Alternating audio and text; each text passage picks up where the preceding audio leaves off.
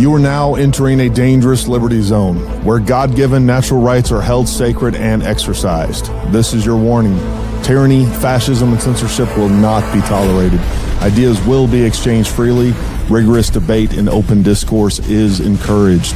If you are weak and your beliefs are fragile, you should leave now. Prepare yourself. We are now live on the Dangerous Liberty Podcast.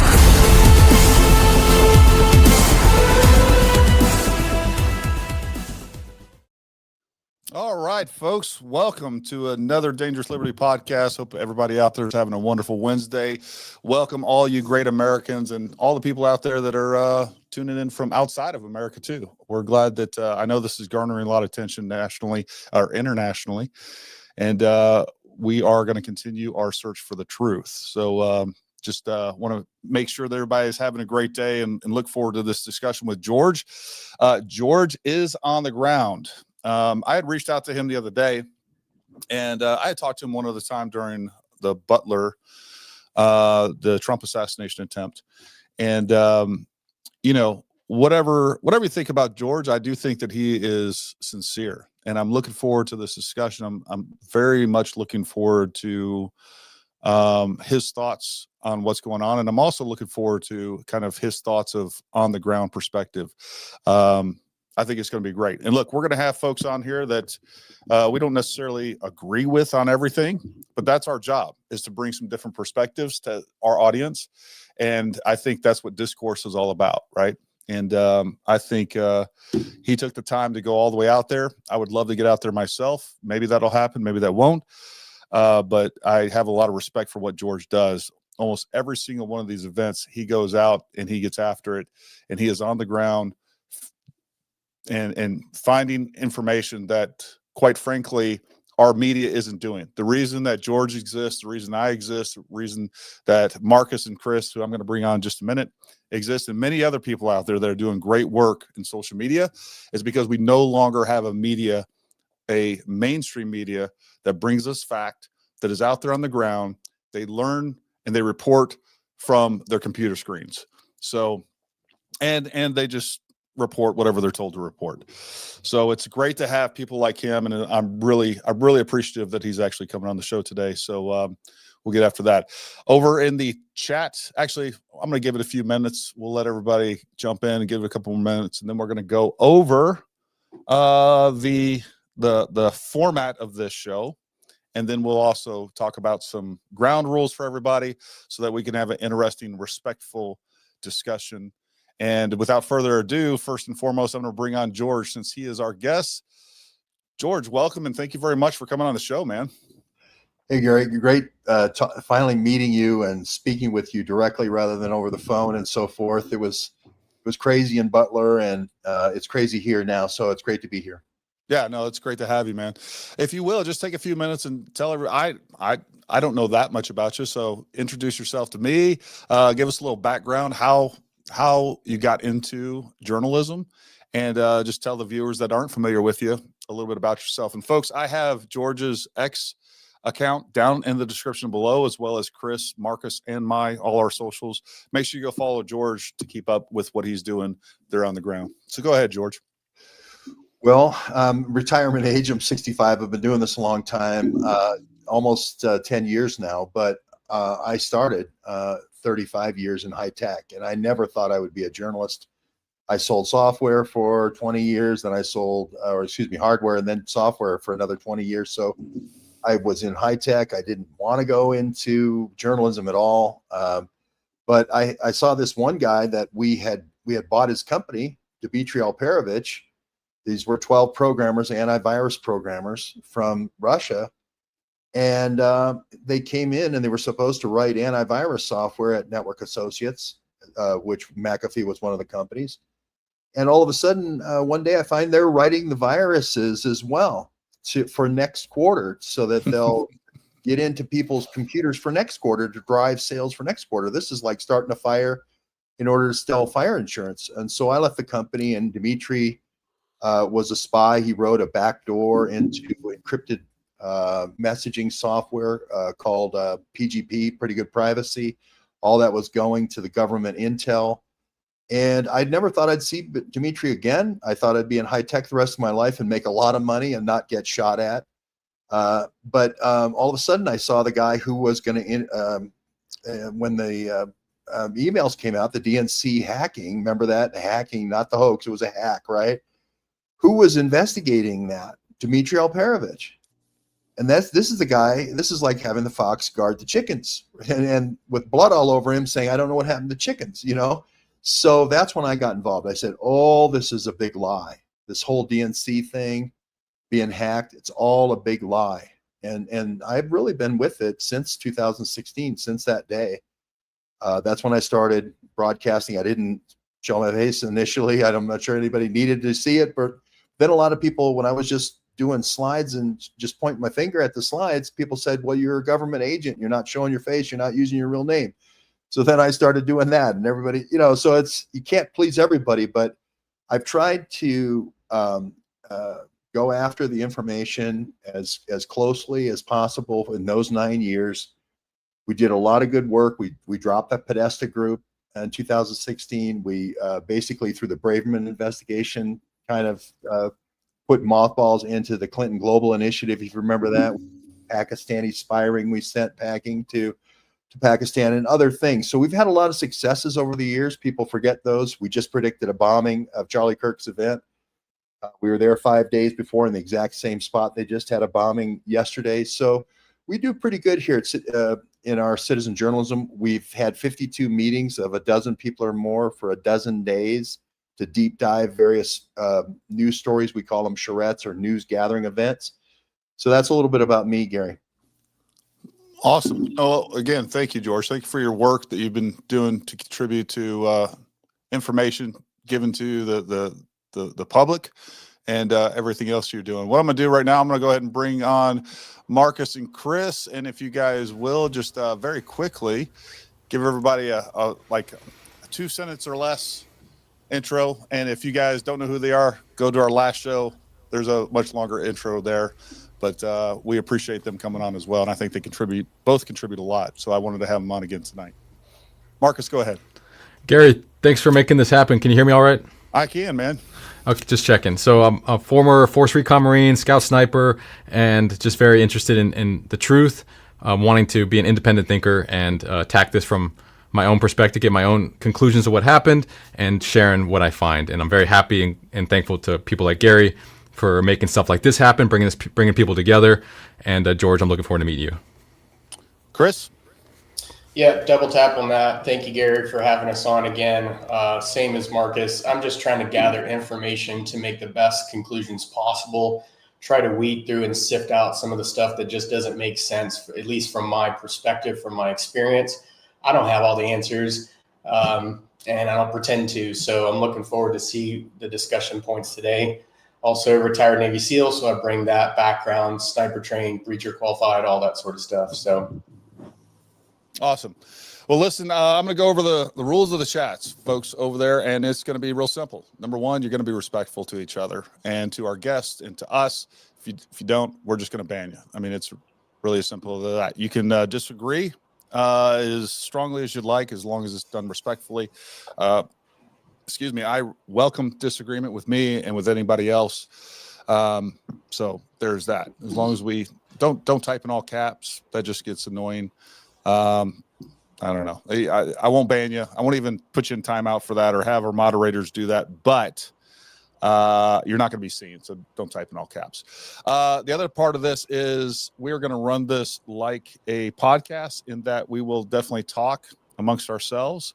And then at some point, probably 30, 40 minutes from now, we'll open it up to super chats and we'll get to as many. We will prioritize the super chats, but I do want to try to get as many of the live chats in as possible. So with all that being said, George, I kind of want to hear from you, man. I want to hear, I guess, first and foremost, what are some things that you learned there on the ground that, I don't know, maybe changed your perspective of things, seeing it in real life? Because I know, like, when I actually went out to Butler for the first time, I knew the distance in my mind, right, when we were talking about where the AGR building was, where Trump was.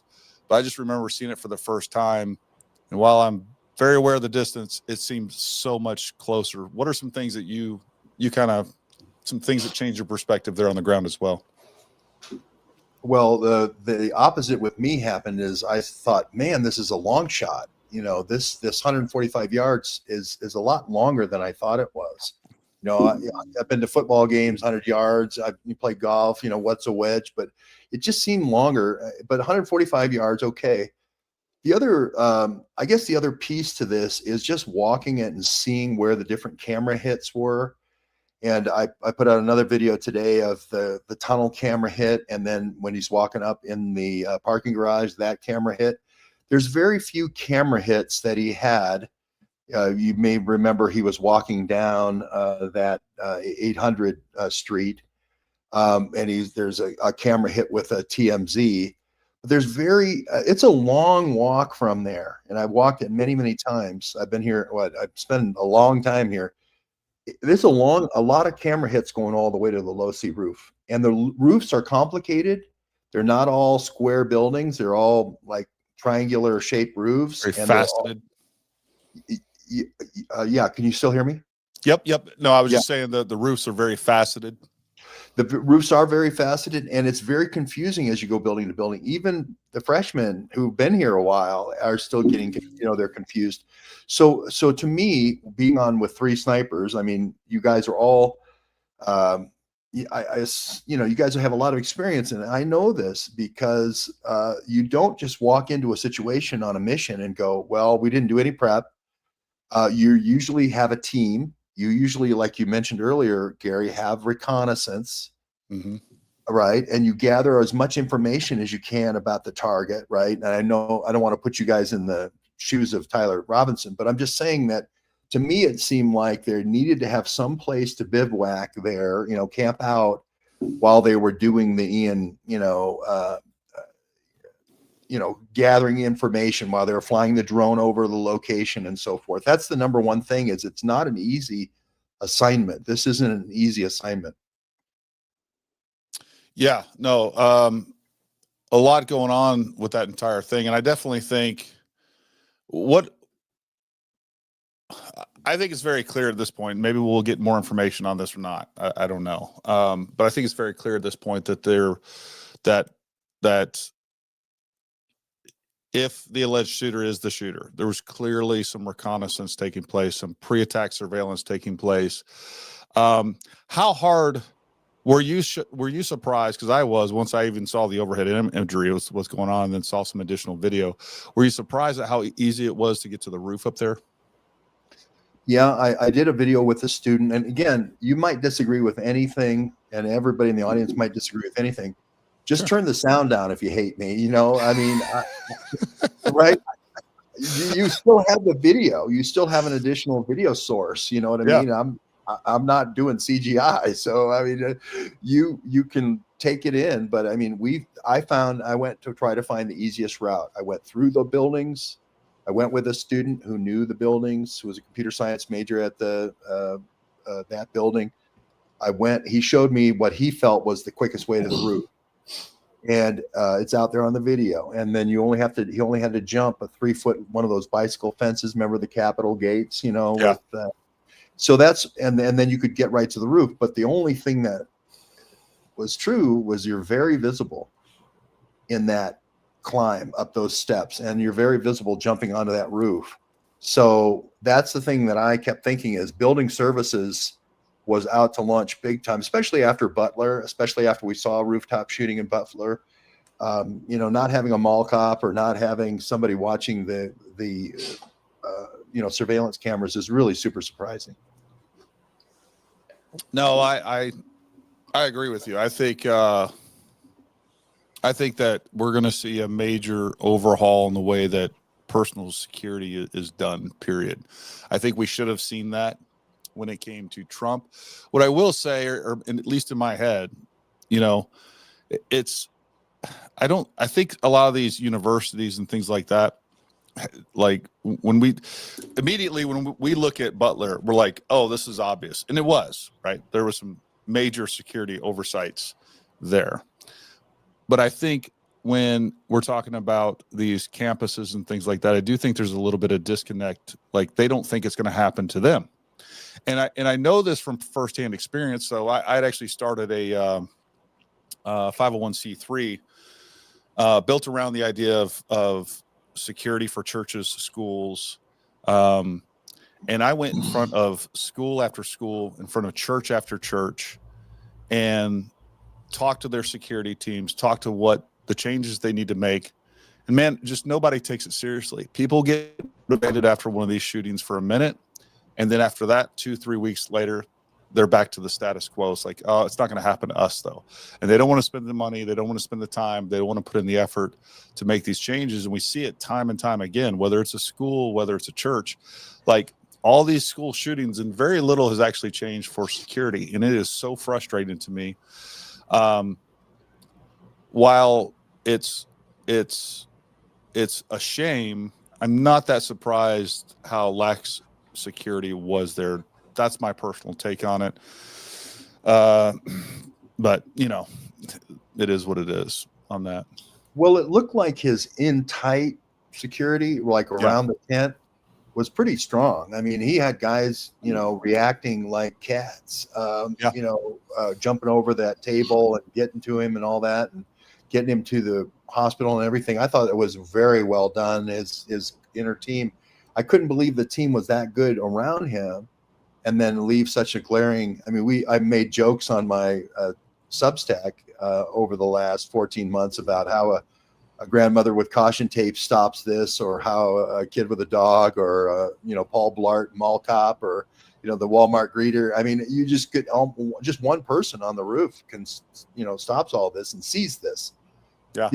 The other piece, I think, after having been there and shown I like the complete full flight of the arrow. Like, here's where he turned the corner, and here's where he walked down here, and then he went in this tunnel, and then he went up this parking garage, and then he walked through here, and this is how he got to the shooter location. And we didn't get that. That's the other piece that I came away with. We just got really quick little breadcrumb snapshots, and we're left to try to piece all this together. At the same time, we're trying to process all the stuff happening inside the amphitheater as well. And I'm not sure if it's meant to confuse us with the TMZ quick hits, the quick cam hits, but that's what I'm trying to do here, is say, okay, here's kind of the full flight of the arrow. Here's where he had to go. Here's where he had to walk. And then, you know, you can see it. And then people notice things all the time that you don't think that they're going to notice. And that's where a lot of leads come from. Now, when you say that TMZ, you don't know if what TMZ was showing, but was meant to confuse. Explain that to me. I guess clarify that a little bit. Well, like what I did, the street's called 800, and they have these weird streets, 200, 400, 600, 800 for every fifth of a mile. Mm-hmm. So the street's actually called 800, West 800. Okay.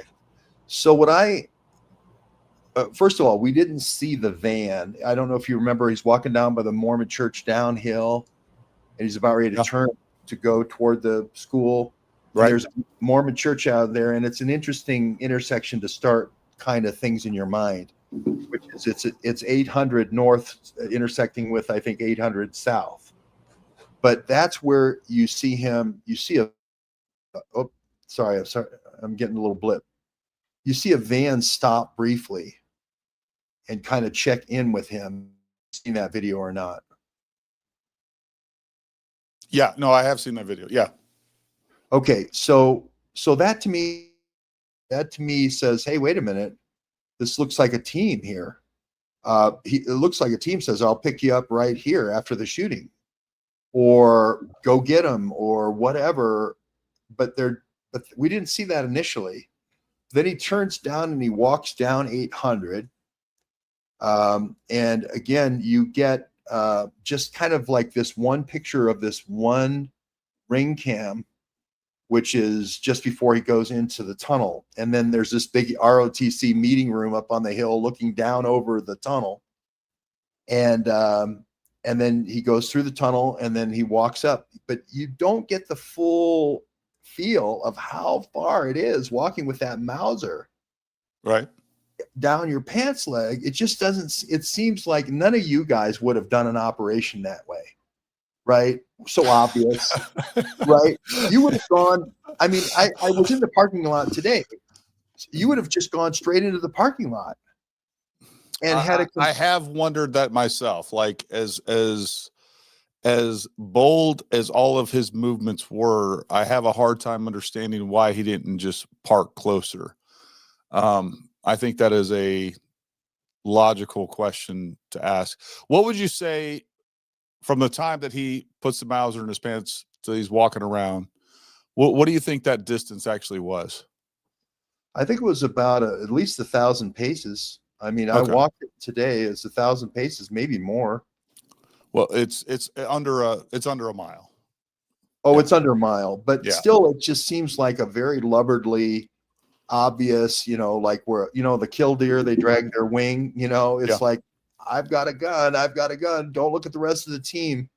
To me, I would have some kind of planned person who was going to take the blame, a patsy, while I was off somewhere else with the rest of my team. And I'm focused on mainly trying to find the other people in the team. I don't think he acted alone. And you had Zeb Boykin on the Marine Sniper. They talked about how it came from the right and back. That's a different shot. People are talking about palm guns and all these other things. That means a second shooter. That means a team. So where are the rest of the people that you can't see versus what the ones you can see is what I'm focused on. Well, I would say my perspective is I think some of the silly things that he did, like exactly what we're talking about, to me, that almost indicates a lack of coordination, knowledge, or even teamwork, in my opinion. I definitely don't buy into, there's nothing I've seen as far as evidence goes that makes me buy into a shooter. As a matter of fact, and again, we've hit this ad nauseum.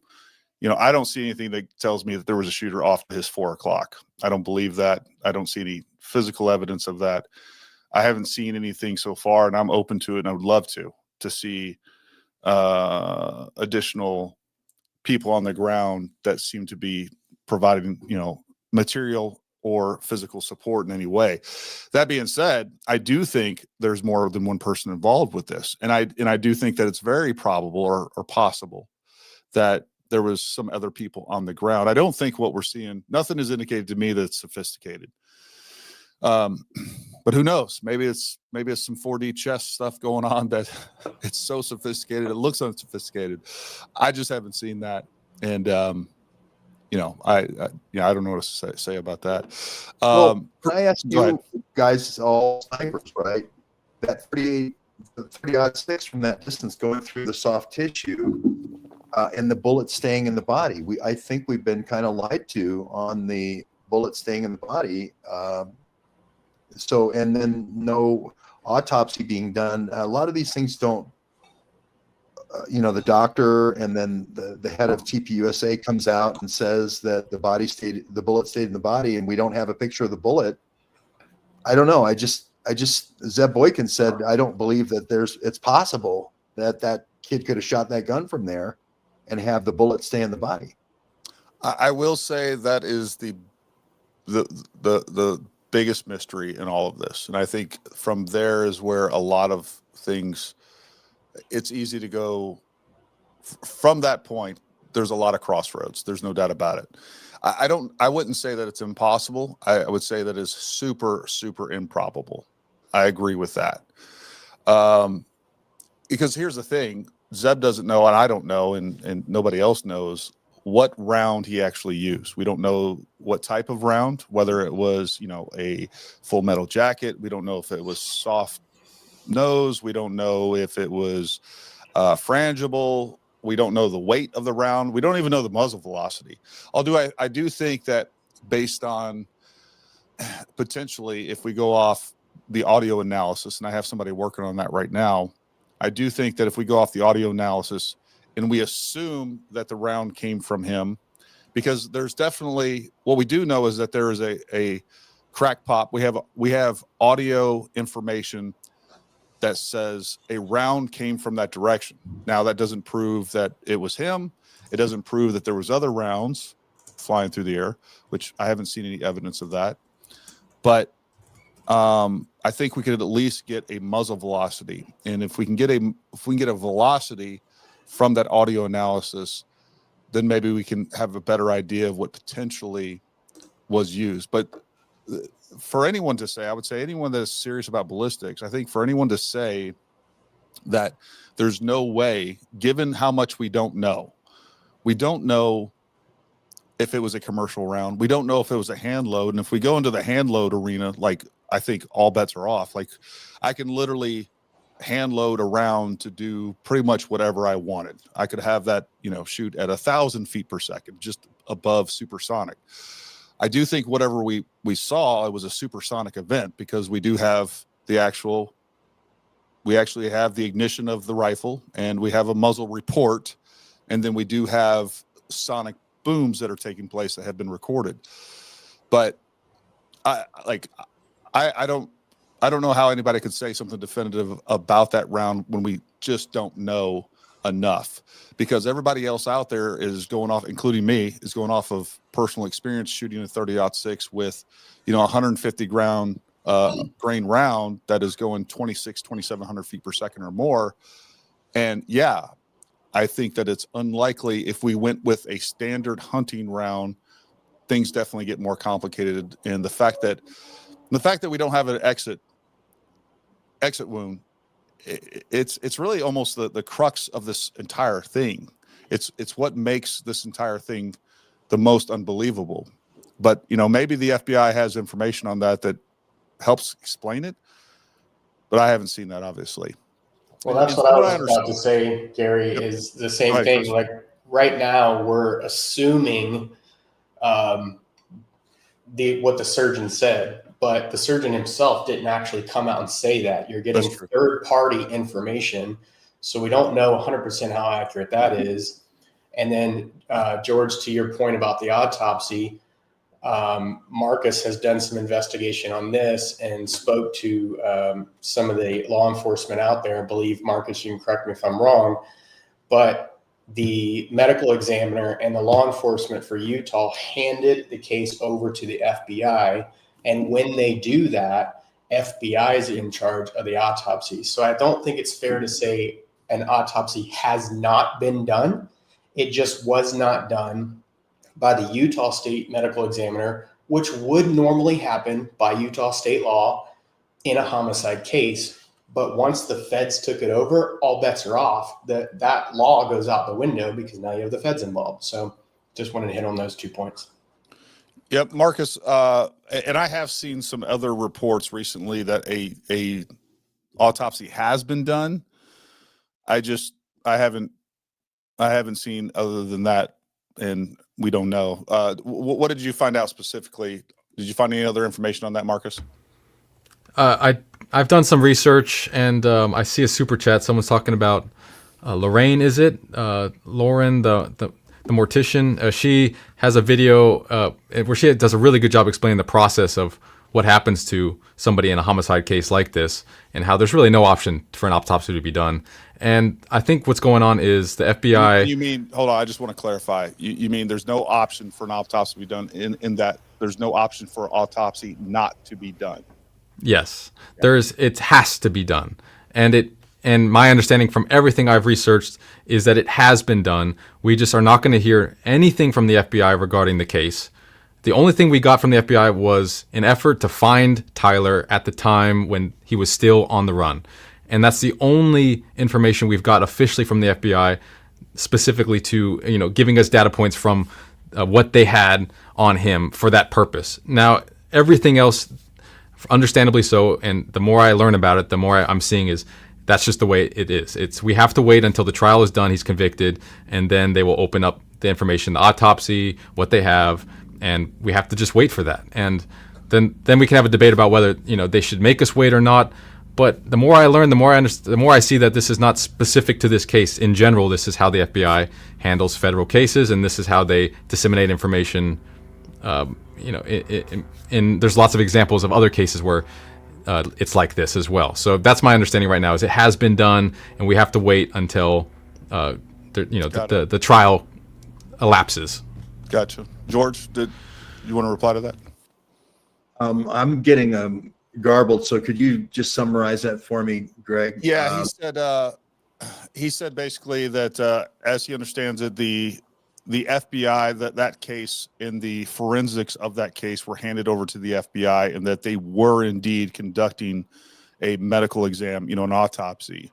And for a case like this, that's kind of standard operating procedure, where they're not going to release a bunch of information on this case until basically the trial. That's the case. That's basically what Marcus said. Well, I was at the trial or I guess 2 days ago now, on the Monday hearing, and at least the first event. And it's going to be a long time before we see any information then, because they're not even to the point of the preliminary hearing, which is going to happen on October the 30th. Yeah. So I'll just say one thing I saw on one source, and I can't remember which source it is now, but the skin actually being pulled this way, and this being an exit wound here, and the John F. Kennedy wound here, but just a little bit off and to the right. So it looked like an exit wound. It looked like the entry wound for me was the Bobby Kennedy area, but I'm not the ballistics. I mean, I don't have the autopsy.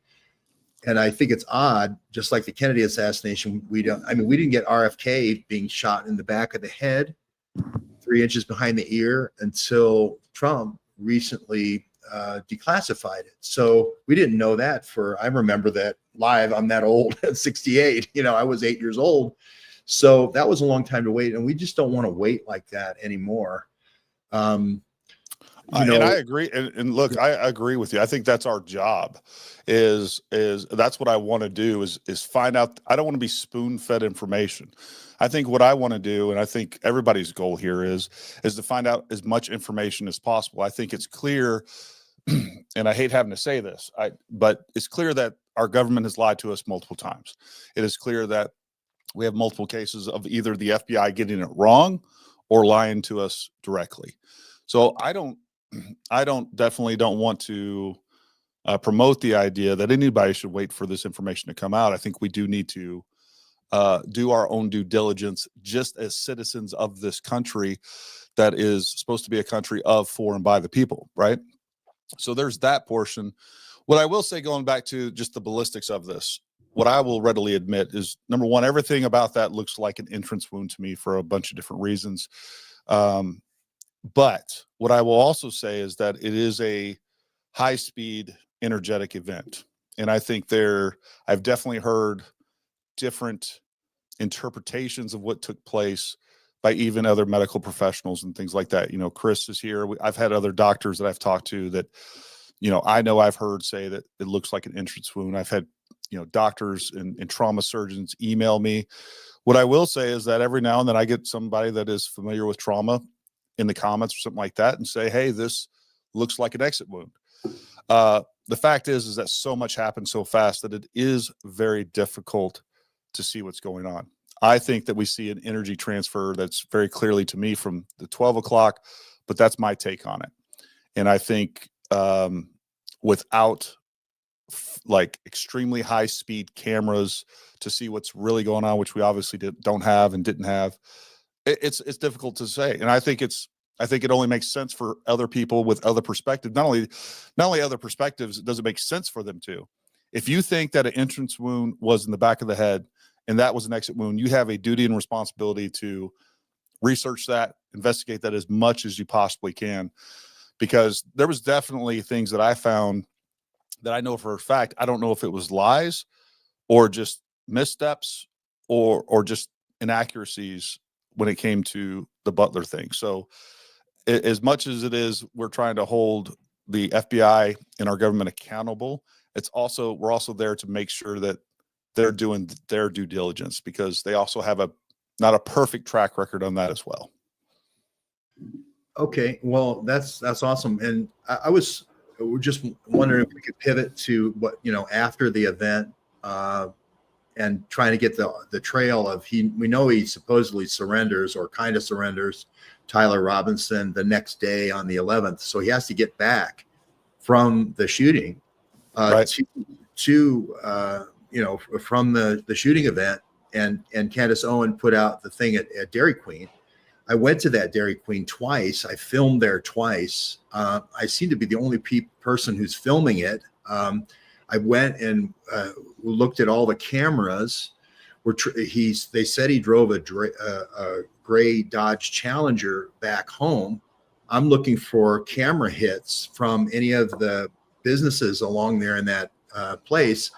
And again, if people don't want my video, they don't have to watch it, but I'm going and trying to identify, burning shoe leather, talking, knocking on doors, seeing if somebody has the camera to show that the gray Dodge Challenger was in that place. And the only other place that I can identify where they're tearing shit up and tearing cameras off the wall and looking like they're covering shit up is not at that Dairy Queen. That Dairy Queen's still doing business just fine. And I don't understand why Kash Patel didn't just come in once Candace put out that picture of Tyler Robinson supposedly at that Dairy Queen at 6:38. I don't see why they didn't just go in with 100 agents and then get every piece of camera that they could to get him in that Dodge Challenger or whatever. If he was on foot, get him on foot. And when I see people destroying shit, I was there with Ian, 2 days ago. They were putting all kinds of new, concrete in and new paver tiles and new ceiling tiles and everything you can think of, moving the planters and all this sort of thing. So when I see stuff being destroyed and evidence being destroyed, it kind of like draws me in. So anyway, I just wanted to throw that out there because people have given me all kinds of shit for going to both Dairy Queens rather than just one. We had some information that it was both, but I want to just tell everybody, I've been there twice filming. I've been there about 10 times not filming and knocking on doors trying to get film. So again, I don't know why that makes me a bad person. I don't know how that makes me a government agent. I make $8 a month on paid Substack. I've never worked for a government. I've never been like you guys serving my country. Thanks for your service. So I just wanted to get that out there because I see the chat and just a huge hate fest. And I'm like, why? Yeah, I'm the guy who is showing the film and saying, here are the camera locations. Why? I don't understand it. While our moderators have no control over Marcus's chat, again, if you're not respectful in our chat, you're going to get banned. That's just the way it is. There's no need for that. But you're right. Look, we get the same hate. No matter, look, at the end of the day, this is the most thankless job. Everybody thinks we're just making like millions off of YouTube. Like it's ridiculous. For me, doing the business that I am, like every amount of time that I'm spending on this is an opportunity lost for my real job, the thing that actually pays the bills. So I understand that, and I can appreciate that. And yeah, you're going to be called feds no matter what you do. Like somebody, I'm just tired of even trying to make anybody happy. I just realized that it's, and I was more prepared. I wasn't prepared for that during Butler. I am prepared for it now. And I'm going to get on here. I don't care if there's 2 people watching or 1 million people. You're going to get the same story from me because this is more about me. I don't know, flushing out my own curiosity and trying to figure this out for myself than it is for views, likes, or clicks or anything else. And, I will say, I think it's very obvious when people are not sincere in this line of work because it's very obvious the content they put out. And it's the most bombastic, I don't know, sensationalism. That's what sells. And and I have a perfect recipe. If I wanted to get 10 million views on every video, I could do that. And it's a very easy thing to do. And there's definitely people taking advantage of that. Let me ask you this, George, without, again, just like me and you talking from your perspective, without any influence about what I think or disagree with you or anybody else disagrees with you, like what's your initial thoughts on what did happen? Well, I think it was a team. I don't think it was a lone shooter. The reason I think it's a team is because the Discord messages, Kash Patel said there was Discord messages in between the team. JD Vance said there were Discord messages. Discord came out and said there weren't any messages. JD Vance came out and said, yes, there were. So when I see messages going back and forth, just like if you three guys were the team and I saw messages between you all about this location and this time, I'd say, hey, there's probably a team. So that's the number one thing I am concentrating on. There's this group called Armed Queers that he is talking to, right? And with the Discord messages, Tyler is talking to Armed Queers, and Armed Queers, Tyler's in jail. So he didn't do the bombing yesterday at the Charlie Kirk event, right? At Utah State. I was there at Utah State 5 days before. So somebody else had to do that bombing. They're trying to make sure that the Charlie Kirk folks and people on the right fear going out. They fear getting shot. They fear a bomb exploding, right? This is to make sure that the overwhelming, rush for Trump and the good feeling about patriotism and the Constitution and all these things, that it's taking your life into your own hands, right? When you're going to go out and talk. That they canceled the event yesterday in Logan because of the bombing at Utah State. So, I don't think Tyler did that one. I think it is this group that is armed. They're going out and training and shooting. They're learning how to make bombs. It's a group that's been getting support from NGOs, Soros type NGOs, from the State Department, from Utah Diplomacy Group, the Global Diplomacy, UGD. It seems like one of these Soros Antifa type groups that is being used as the excuse. And if they shoot somebody and kill somebody, it's because you made them mad on their dignity index. They have this thing called the dignity index, and the governor's pushing this dignity index. So I didn't shoot you because you said something pro-Trump or you said something anti-immigration or whatever. I shot you because you pegged my dignity index, right? And I just think, I'm old enough to remember the college protests in Vietnam War, right? I think it's just another way of keeping the anti-war protesters at bay by just saying, I remember Kent State, my brother coming home from Kent State. It's a way of just saying, okay, if you're going to protest, we're going to shoot you. And that keeps the crowds down. So I'll leave it.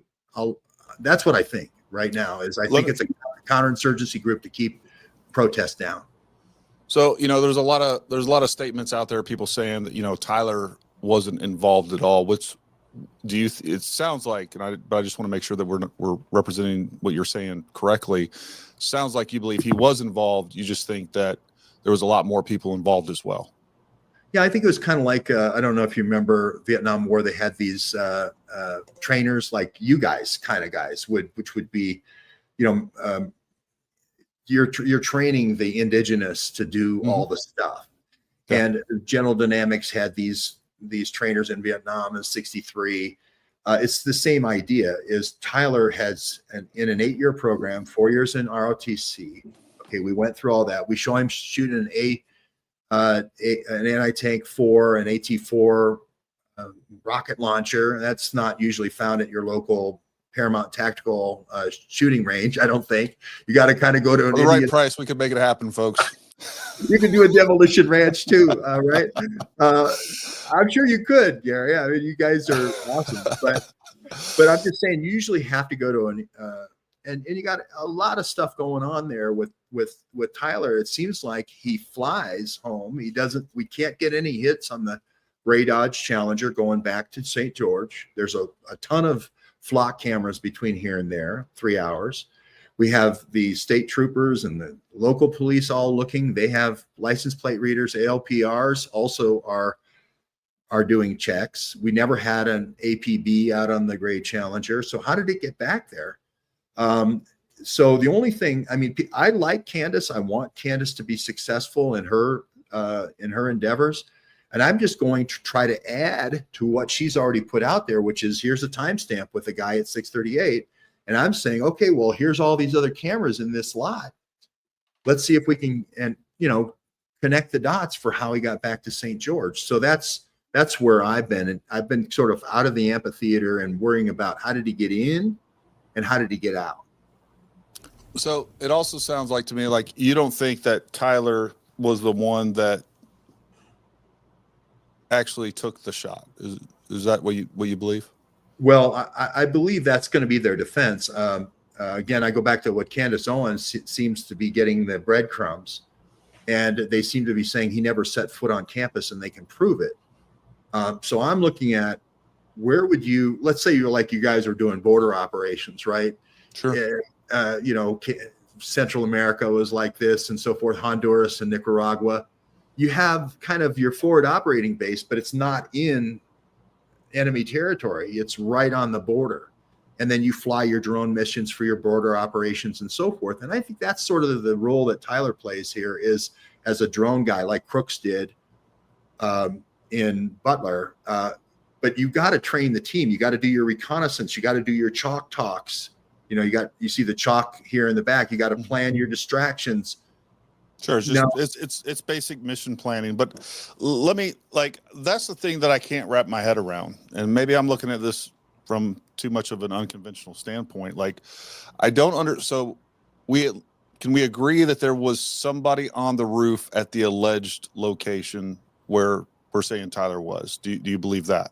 Oh yeah. Okay. I think they fired a round, and triggering round that was a 30-06 type sound wave, because we have the sound analysis, Smartsky and so forth, and various other folks have looked at the sound wave, and it was certainly a 30-06 sound. So can I ask a question real quick, Gary? Yeah. Jump in there. Go ahead. I've been curious about this since we started, but since you've been there, and neither of the three of us have, how easily could someone get onto any of the other roofs that people have suggested maybe there was a second shooter? I know that the access to that roof was easy, because you've walked it, other people have walked it and videoed it, but is it that easy to get on any of the other roofs? That's my question.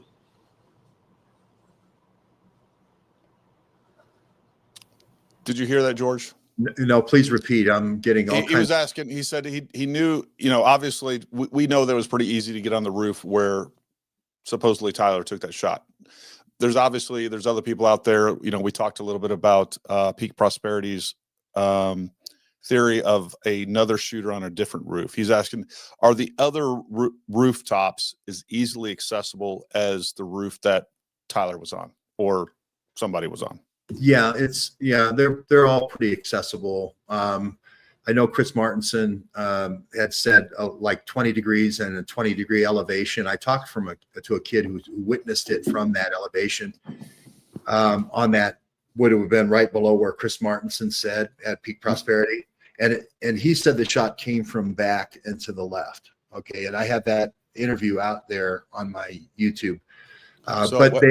Real quick, so is accessible. Just so that we're oriented on that. When you say it came, when you're saying that he said that it came from back and to the left, where is he describing? Because I'm not sure where he is. I don't understand the direction. I'll try to do it in Army talk, right? Which okay. is Charlie's, instead of the shot coming from Charlie's 12 o'clock, right? Chris Martinson saying the shot came from more like Charlie's 10 o'clock. Yep. I'm tracking that. Okay. So I interviewed a kid at Charlie's 10 o'clock, and he said it was back into the right, which would have placed it at sort of the 12 o'clock position. But he said there was a lot of reverberation because of the concrete and all the walls and so forth. But he thought it was back into the left. So basically at least to some degree, his witness testimony is basically that it kind of corroborates where Tyler's alleged location was. Yes. Okay. That's clear. Got it. Yeah. And I just think like any investigation, you don't have to give away the whole farm with the FBI, with the autopsy and all these things. But if you remember for the Kennedy thing, they were holding up the Malincher Carcano an hour or 2 hours after the thing, right? They were parading Oswald through a couple hours after the shooting. They had all decided, this was going to be the patsy that did it. And of course, we see the Zapruder film 14 years later. I remember when Geraldo Rivera first aired it. And for this isn't the same thing. All the generation here saw it live. So it's going to be viscerally impacted in this generation, especially these kids, for the rest of their lives. They didn't, and I don't want to wait 14 years for this forensic evidence, you know. So I don't so either. that's why we're here, and we're trying to get as many cameras and like you said before, with perspectives, and you get as many perspectives as you can. That's when the truth really starts coming out, because you can kind of make too much keyhole assumptions just from one perspective. Well, you can verify assumptions. You can kind of confirm or deny information to where you're weeding some things out and you're confirming others, and then you're kind of left with what's plausible. And I think that's, you know, that's definitely my intent for sure, regardless of it following a narrative or anything else. So if we, like right now, based on what you know, basically what you're saying is that, you know, essentially whoever took that shot from Tyler's location, and it sounds like you don't believe that person on that roof was Tyler. Is that what I gather? Yeah, I don't believe that, because Tyler had this wine colored shirt on, and the other guy had the Black Eagle thing. It didn't look like him. Cash Patel said that the FBI had enhanced the photo to make it look more like Tyler Robinson. Everything that was originally put out about the father turning the kid in has been recanted. They said no. Is that official? Like, what? Like, I haven't. I've heard people say that. I hear that in the internet rumor world, and I know Candace has said that. I have some problems with the way that Candace is delivering information. But do we have any official statement on that from anywhere? I'm going on Candace. I do know that he wasn't booked into the Washington County Jail when he was arrested, and that's not how the law enforcement works. They don't. They book you right away and they cuff you right away. Investigative journalism, you're going to get arrested, right? So, so they transfer him directly to the Utah County Jail without booking him, and that's very odd. If he turned himself in, he would have been fingerprinted. He would have had his mugshot taken. He would have been in a holding tank. Then somebody would have came and got him. There would be paperwork associated when they do a transfer from one jail to another.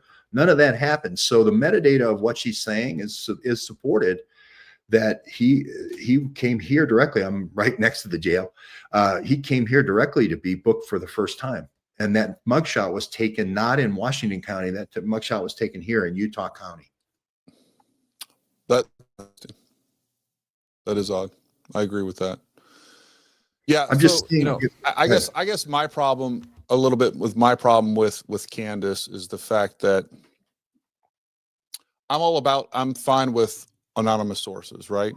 But what we typically see with anonymous sources is we see some sort of proof, and I haven't seen that. And I love Candace, but I do feel like, I don't know. I just don't feel like right now her story isn't believable, because the same thing that she's asking the FBI, her battle cry is like, we need proof, but yet she's not expecting to back up what she's stating with any proof. And what I mean by that is, it's fine if you have anonymous sources, but what's not fine is not giving us some sort of, I don't know, she's reported a lot on TPUSA.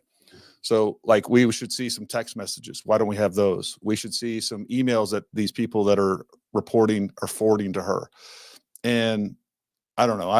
I'm a little skeptical of some of the information, and I don't know why we would expect less of Candace Owens than we do the FBI, who's actually putting together an investigation. That's my only problem with Candace, and I like her, and I think she's been a truth teller in the past. I don't like being kind of strung along, and again, she's guilty of the exact same thing that everyone is outraged that the FBI is not doing, and that is providing evidence for what she's saying.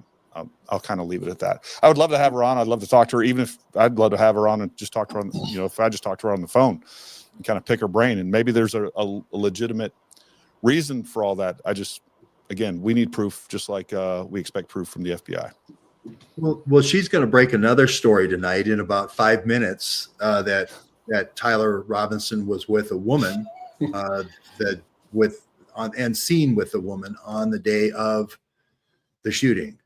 And again, I've said it's Ermaya leading this armed queers group. That's the natural person. If I'm trying to get armed queers to kill Charlie. I got to talk to the leader of the group, or Maya Panayan is the leader of that group. She's the one who has pink pistols. She's seen with all these AK-47s and all these different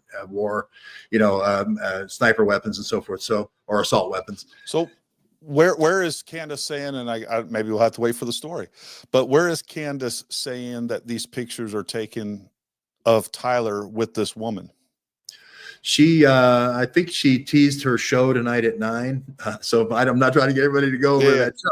But no, I'm gonna go watch it. I want to hear it. I want to see it. Yeah, I think she's got a source. Don't leave this, folks. Don't leave this stream for that. Okay, it'll post later. It'll post later. But I think somebody has to drive the van, right? Somebody that meets with him at that 800 intersection. This is why I keep going back to the crazy eights, the 800. That van stops there for a second to do an eye check or a gut check or whatever it was. It does stop there. And maybe the van was just a person driving by going, hey, do you need help? You look like you're limping. I don't know. Could be just that. It could be a white rabbit. But my point is that she has this person who says that he was filmed with a girl. Let's see the picture. It's like all these things as the leads break and I'm here, I run these things down. I shoot these things down. I don't know if it's true or not. Yeah, no, that's fair. I want people to, like somebody said something about 683 on the street they call West 925, which is where the gun was dumped. And they've seen it from the back, right? But they want to see it from the front. So I go film the front of it and show how close it was to everything else. That's the idea here is with the Dairy Queen. You could only see him in one little drop, right? Where he's ordering something from Dairy Queen. So I go outside and say, where are the other cameras? That's what I try to do is add to the story, not detract. When you went into that Dairy Queen, was that Superman like stand and all that stuff still there? No, it was gone. No, it was supposedly a 90-day promotion, started July 1st, and it was just ending and while supplies last kind of thing. I've seen some other ones where they go ahead, Marcus. A question for you, George. Do you think the text message chat between Tyler and his boyfriend is do you think that's all fabricated or do you think that's real? Do you have any opinion about that? I think it's all fake. Who says why do you think it's fake? No, but the kids don't talk to each other like that, you know. Go ahead. Well, do you have more reasons than kids don't talk like that?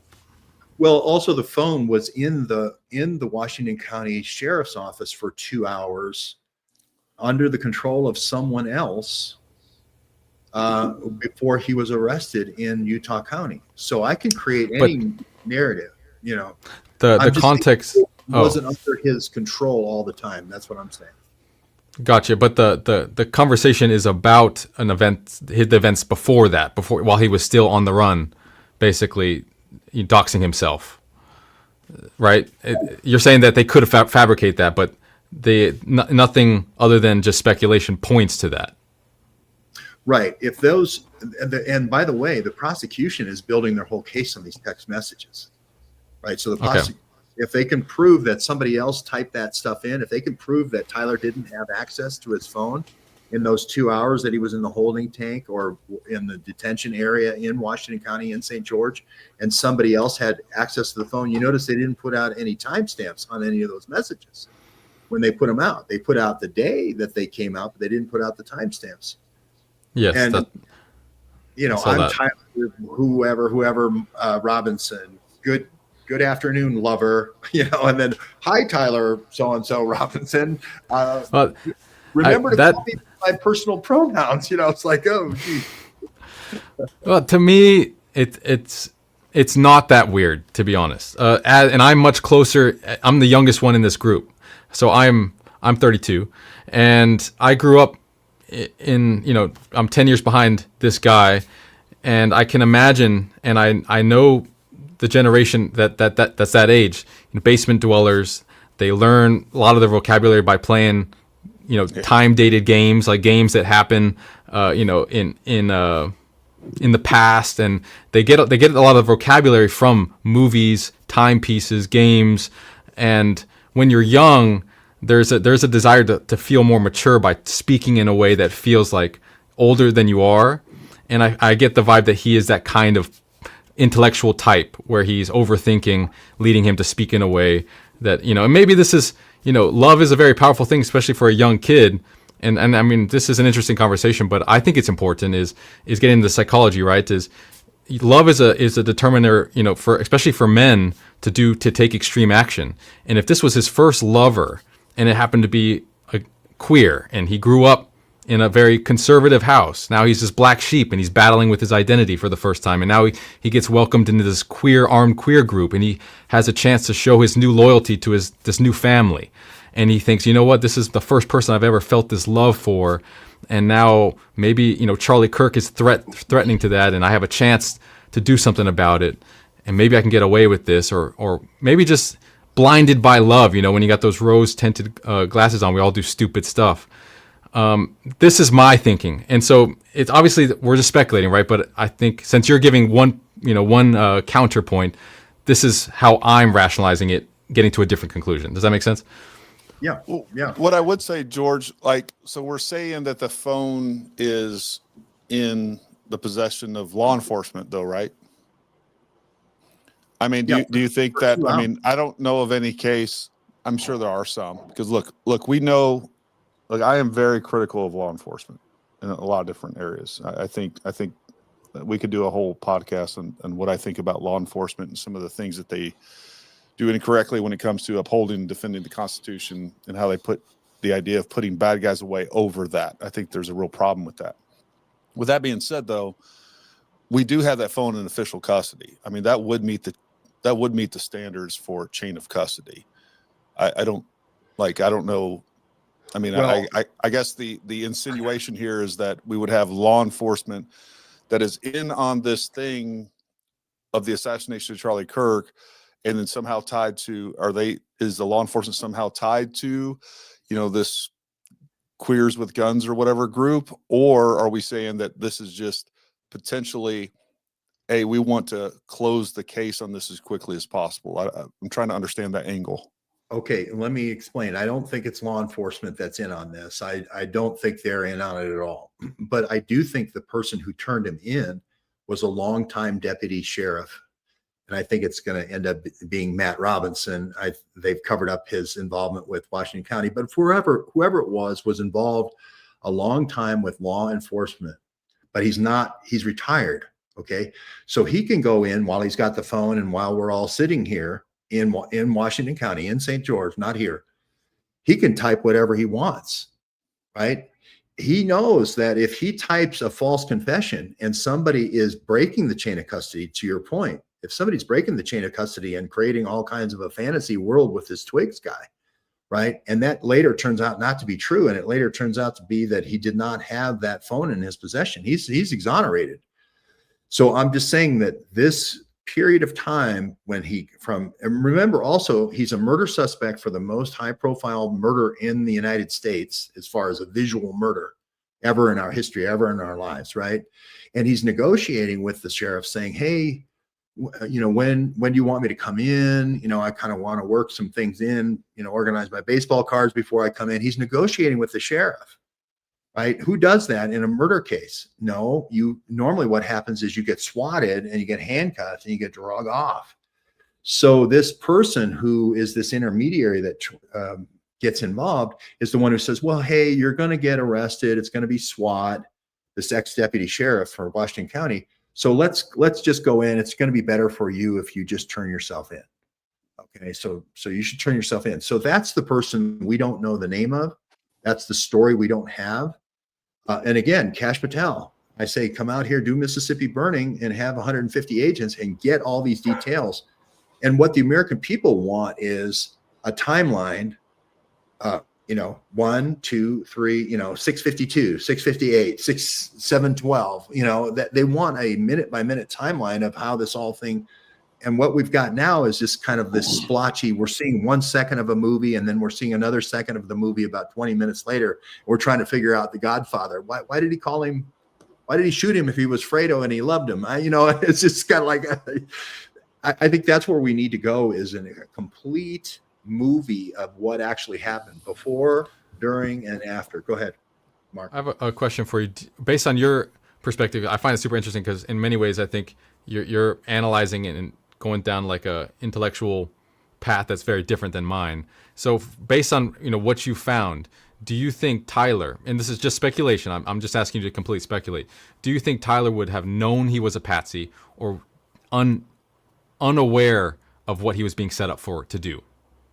I think it's an Air Force ROTC team. I think it's a team just like they hired the Symbionese Liberation Army to knock down people who didn't want to do the Vietnam War, and then go back to all the way to 1968 in Los Angeles, where they hired these teams, these chaos teams, to go in and disrupt college campuses, put LSD on, food, and go ahead.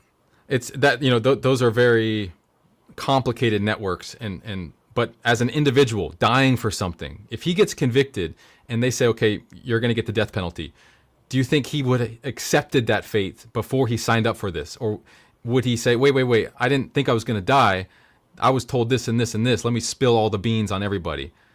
I think I'm looking at a character that, because I've served with people who have strong character. I know somebody that you can just feel it from them. They will die to save their brothers. They will go into that room no matter how many guns are in that door. And I know, I like to believe I know what that is. I just want to say, conversely, we all know guys that joined the military that thought it was all going to be all fun and games. Yes, and then when shit hits the fan, they're like, "Bro, I want to go. I want to go do something else. I want to go back to the house and play video games." Exactly, and this is what I think. I find Tyler to be a weak, evil person. I think evil people are selfish. I think evil people, when they're faced with their own mortality and actually dying for their actions, they crack. And I expect. It's hard for me to believe that he would have, had the moral strength and the fiber of character to sign up for this death mission, and then just go out for a hero for his clan, without saying a peep. Let me ask you this real quick, George.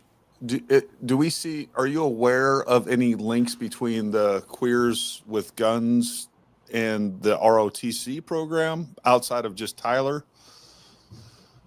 Well, I think it's got state's sponsorship. It's got State Department funding. It's got this kind of cutout state diplomacy called Utah Global Diplomacy. She's been Ermaya, the gal who is the head of this Armed Queers. They recruit on the state capitol steps. So she's pictured. He is pictured with Senator Warren Pocahontas. So there's a lot of backing here. It's not just she's involved with all these Soros NGOs. There's a billionaire, Singham, who's a billionaire backer of hers. So it's not like she's just started a little group over here. They have this John Brown gun club that are in all the locations where Antifa is.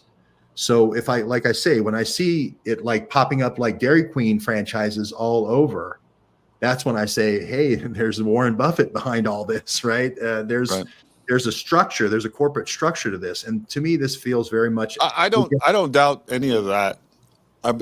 I guess I'm just trying to wrap my head around the idea of, like, I still don't, if Tyler never stepped foot on campus, I still don't understand his role. Are we saying that it wasn't Tyler that was limping through the neighborhood, or that was him? Or is that somebody different? I think it was somebody who was sort of the patsy with the black shirt and the eagle. It didn't look like Tyler. If I was Tyler's father, I wouldn't say that's my son. I wouldn't turn him in because of that. We were in St. George, by the way. I just want to mention this for people who are the detractors. We were in St. George saying, on my right hand here is the airport. This is on the 10th, the day he was shot, okay? And on the left here is where this ATF rogue group is. Okay, so I published that film the day of the shooting. Sure. So we're expecting Tyler to come back on the second flight. Okay, so that may have disrupted things a little bit. Kash Patel was on stage the next day saying, we have no idea who the shooter is. And then he turned himself in later that night. So I think you have to look at, first of all, to Marcus's point, I do think it's a weak kid who's had a coddled existence where his dad's, every time he's done something wrong, his dad has made it okay and made it go away. I think his dad was in law enforcement in that county and made everything go away.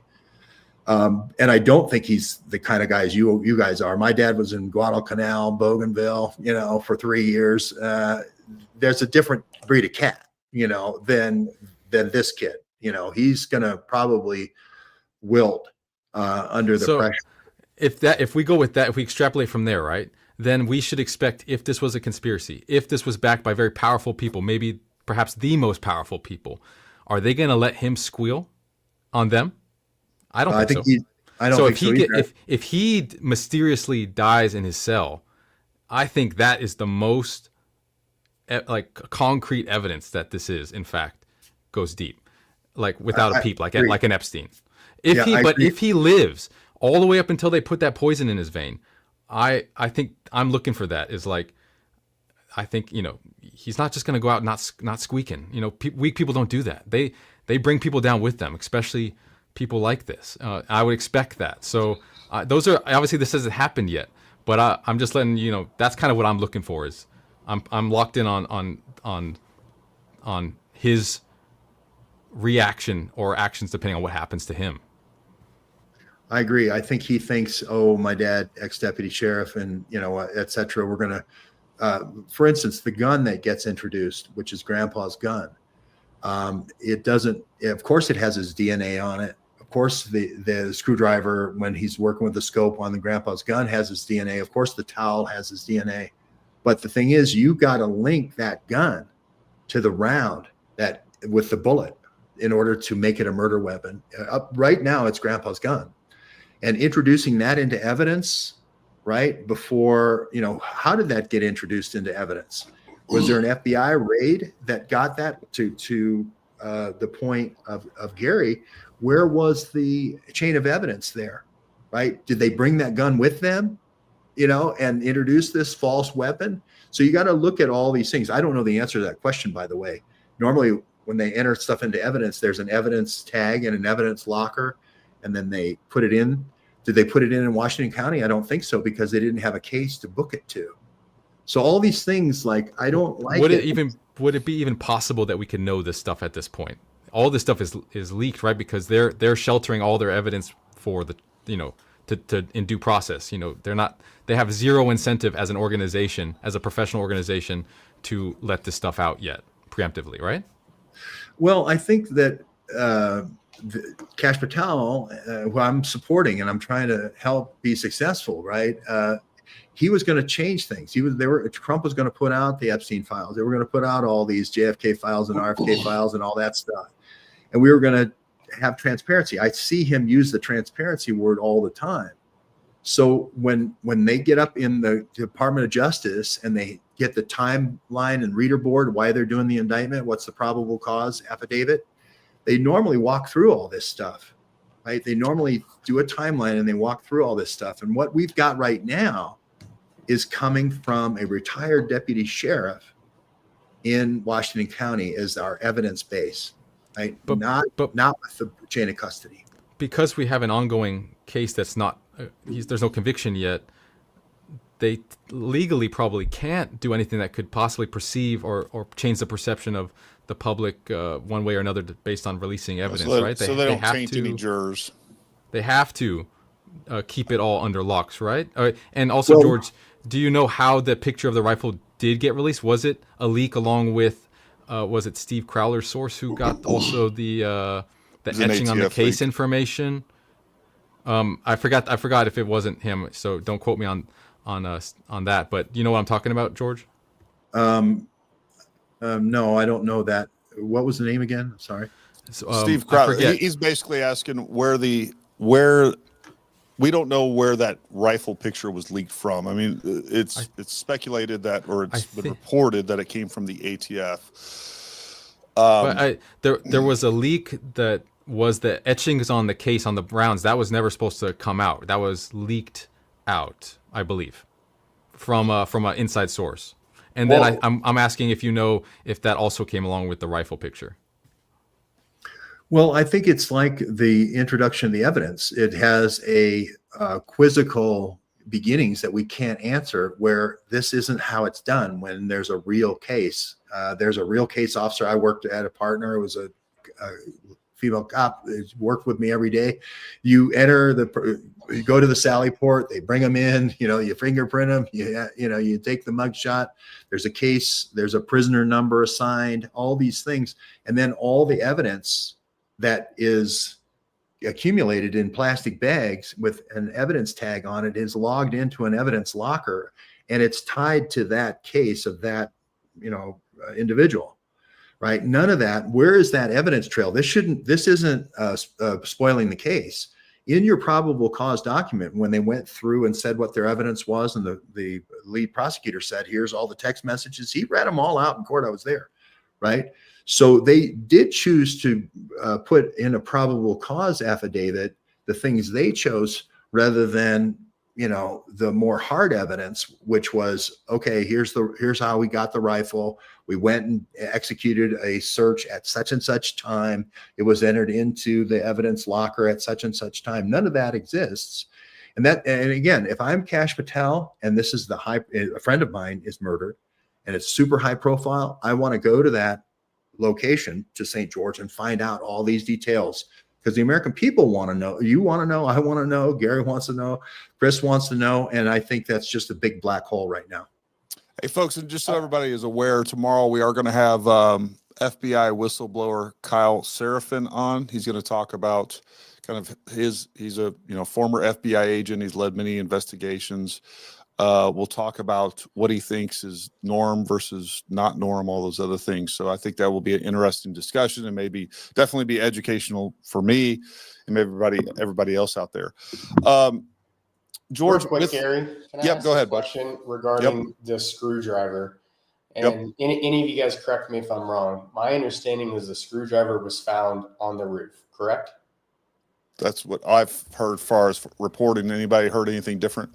Yeah, Kash Patel, I believe, said that live to the media in the beginning. Could you repeat that? Real quick, Chris, because George is having a hard time hearing you. He's got that Utah internet, like I got the West Virginia internet here. He said he was asking, as far as we know, the screwdriver that was found, it's been reported that it was found on the roof. Can you confirm or deny that, George?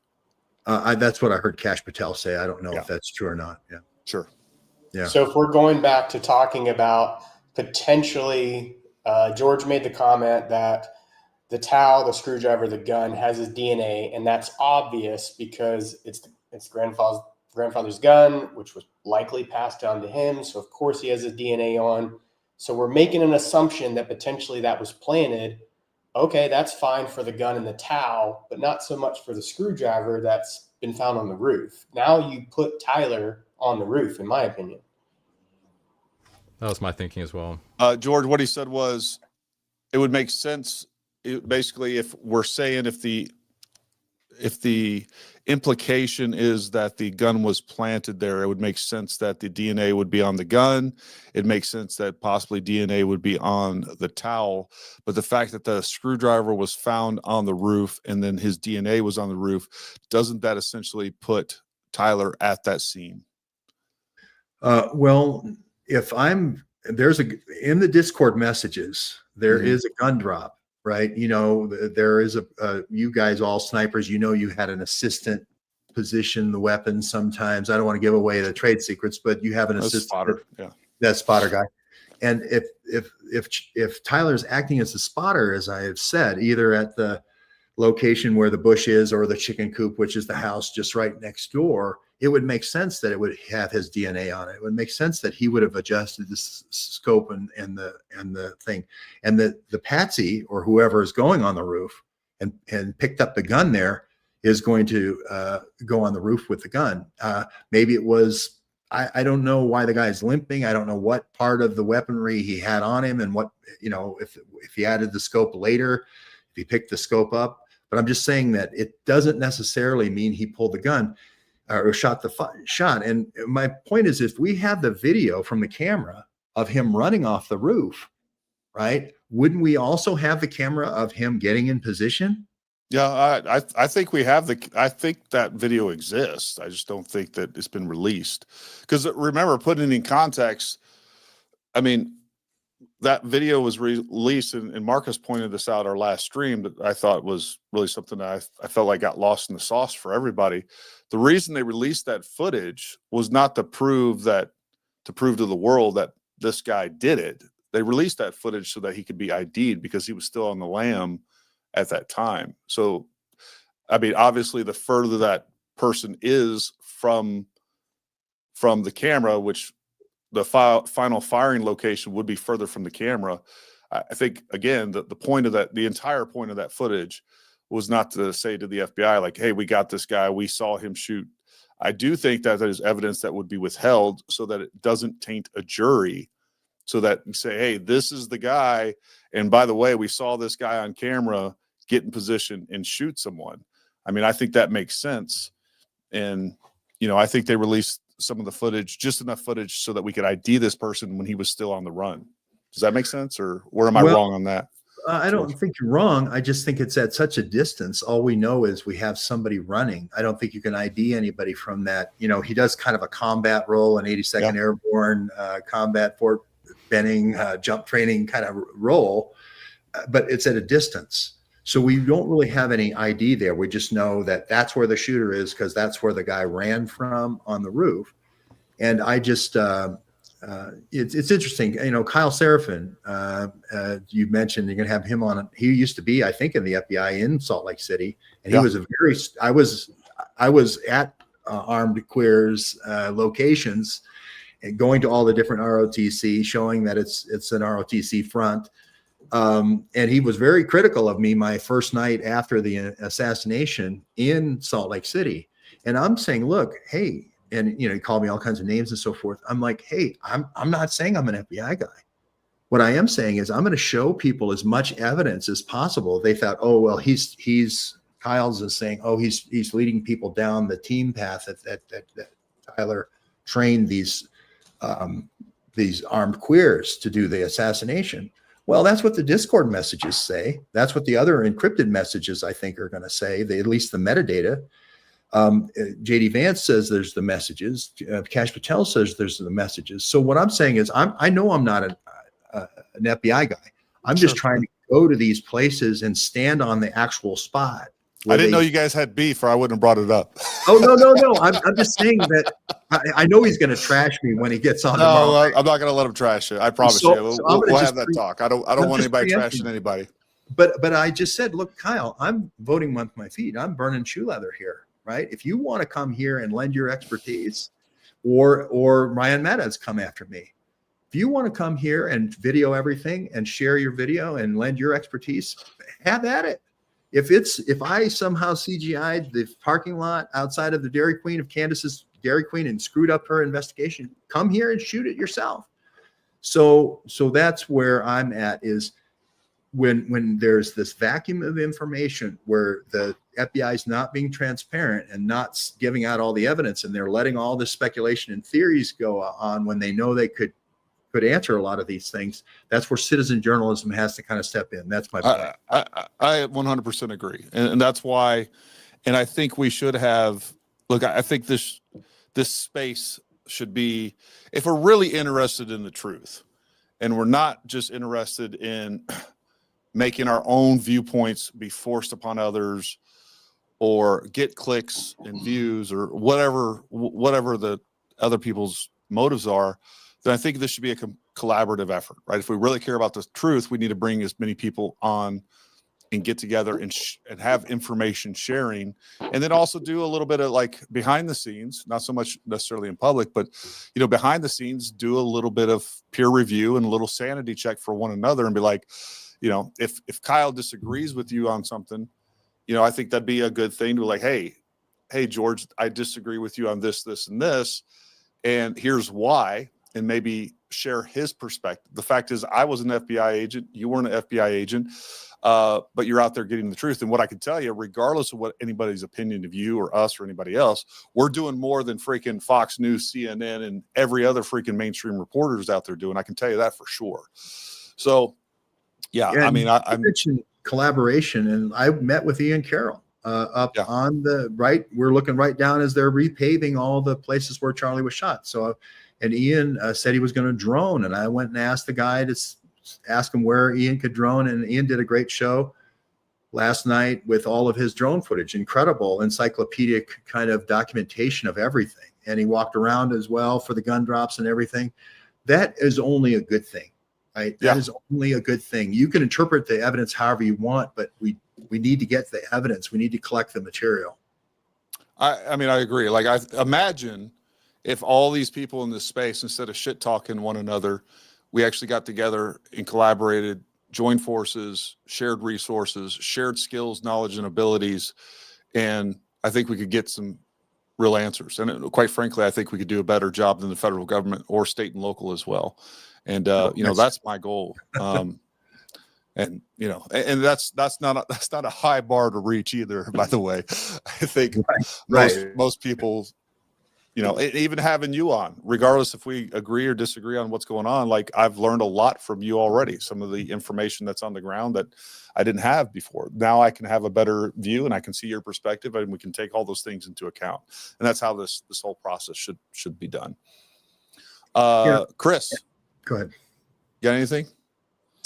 Yeah, I wanted to go back and say one thing that back on what Marcus said regarding the language of the text messages. And I'm not saying that I agree with the text messages, that they're legit.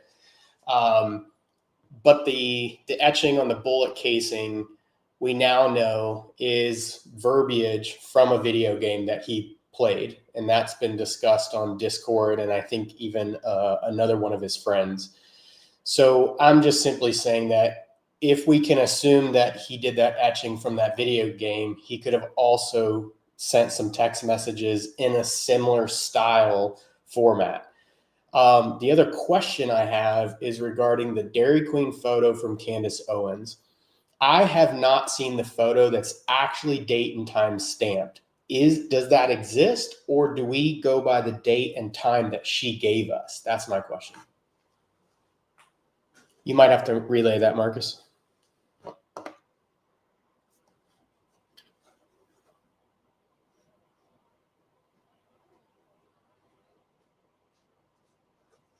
I had to use the bathroom. I think you guys might be muted. Can you guys hear me? Oh. Hey, I can hear you. I was muted. Shoot. You were ready to start over, Marcus. Can you recap that, Marcus? Can you hear me, George? Cool. So Chris is making good points. I think he said the bullet casings being etched is, you know, that's a very it's a very important thing if you're trying to cross-reference to the text messages conversation on how, you know, if someone talked like a meme on a bullet casing, it's plausible they talk like in meme language in text messages and in conversations, and it's a sign of congruency there. I think he was saying.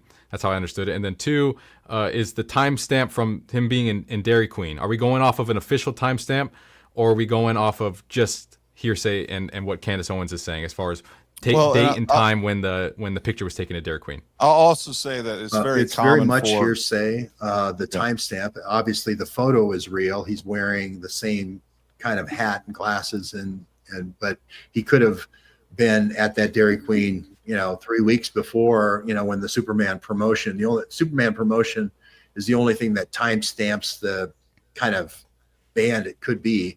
Candace says it's on the 10th. She says it's 6:38 p.m. And my only thing, people, I went there twice and filmed it. I've been there a lot.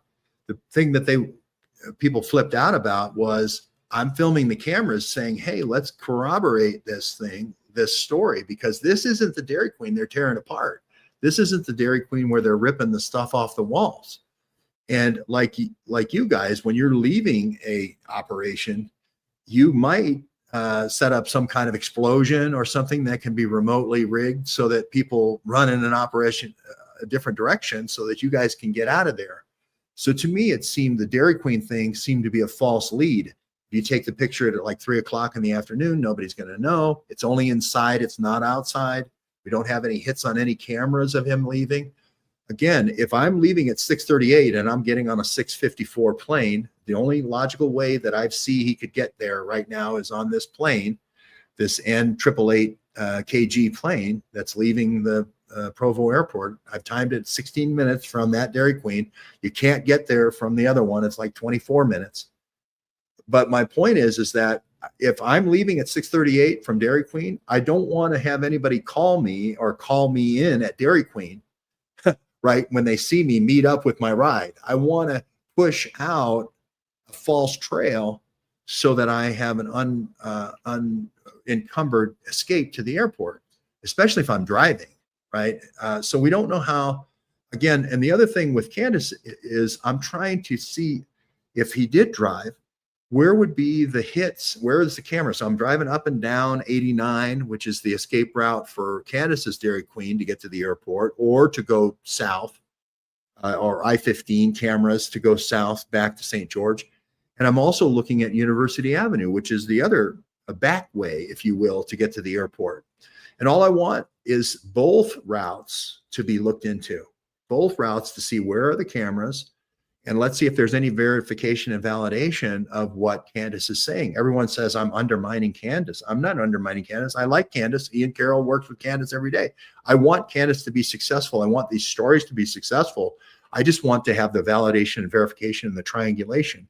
And when I see people 3 days ago, this Dairy Queen was operating, it's being torn. I mean, literally tearing the cameras off the walls. The recipe books are still in the back of how to make dilly bars and stuff. I mean, it's just, it looks like it was, the Cleveland Browns leaving Cleveland going to Baltimore, in the middle of the night. It doesn't look good, so that's why I went to both locations. Yeah, no, I completely agree with you on Candace, George.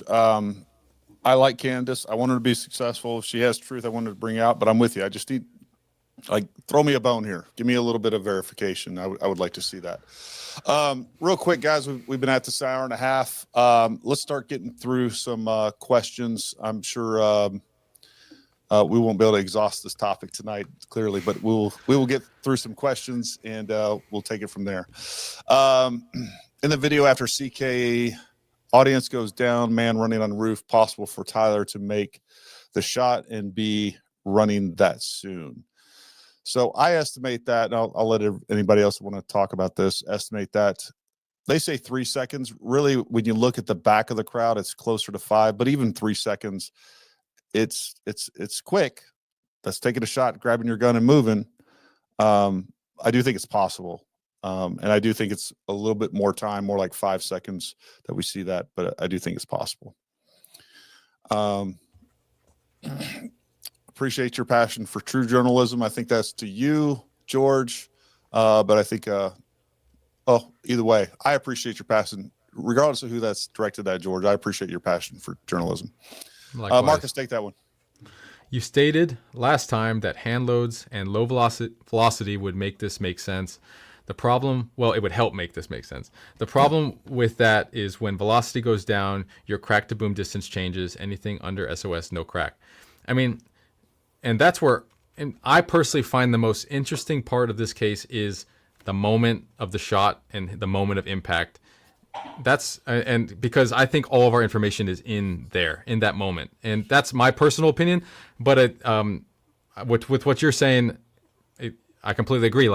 The indisputable fact is an unsuppressed, loud shot with a supersonic round happened. It went over people's heads. You can hear it on multiple videos. You can track it, the bullet, from crack to bang as it's making its distance from the alleged point to Charlie. And I think that says a lot, right? So a unsuppressed open shot in a roof on a rooftop happened. This is nothing a professional would do. This is nothing somebody who is, a trained assassin, being paid $5 million by George Soros they would never do this. They would never act like this. So someone shot that. And then who was that? Well, if it wasn't Tyler, then we have another patsy. So we have patsies on patsies on patsies. And then on the moment of impact, I find that there's still a lot to be explored there as well. So, long answer to your question, but I find it very interesting. I would love to talk about this point more. And to clarify, a hand load doesn't necessarily mean that it was subsonic. We could still be shooting at 15 to 1800 feet per second. But what it would do would be that it would make more sense at a slower velocity with a lighter round we might not see an exit wound. It would make the lack of an exit wound more likely. But I think what William's saying is that if, based on the math, I've only done this for one camera angle, so I could be wrong. But the one camera I chose that had the clearest crack to bang I could find, the distance of that crack to bang mapped to the alleged position, as well as I would have expected it to. So if you change the velocity, you change that distance too. So I think he's saying that the story we have is the one that matches most.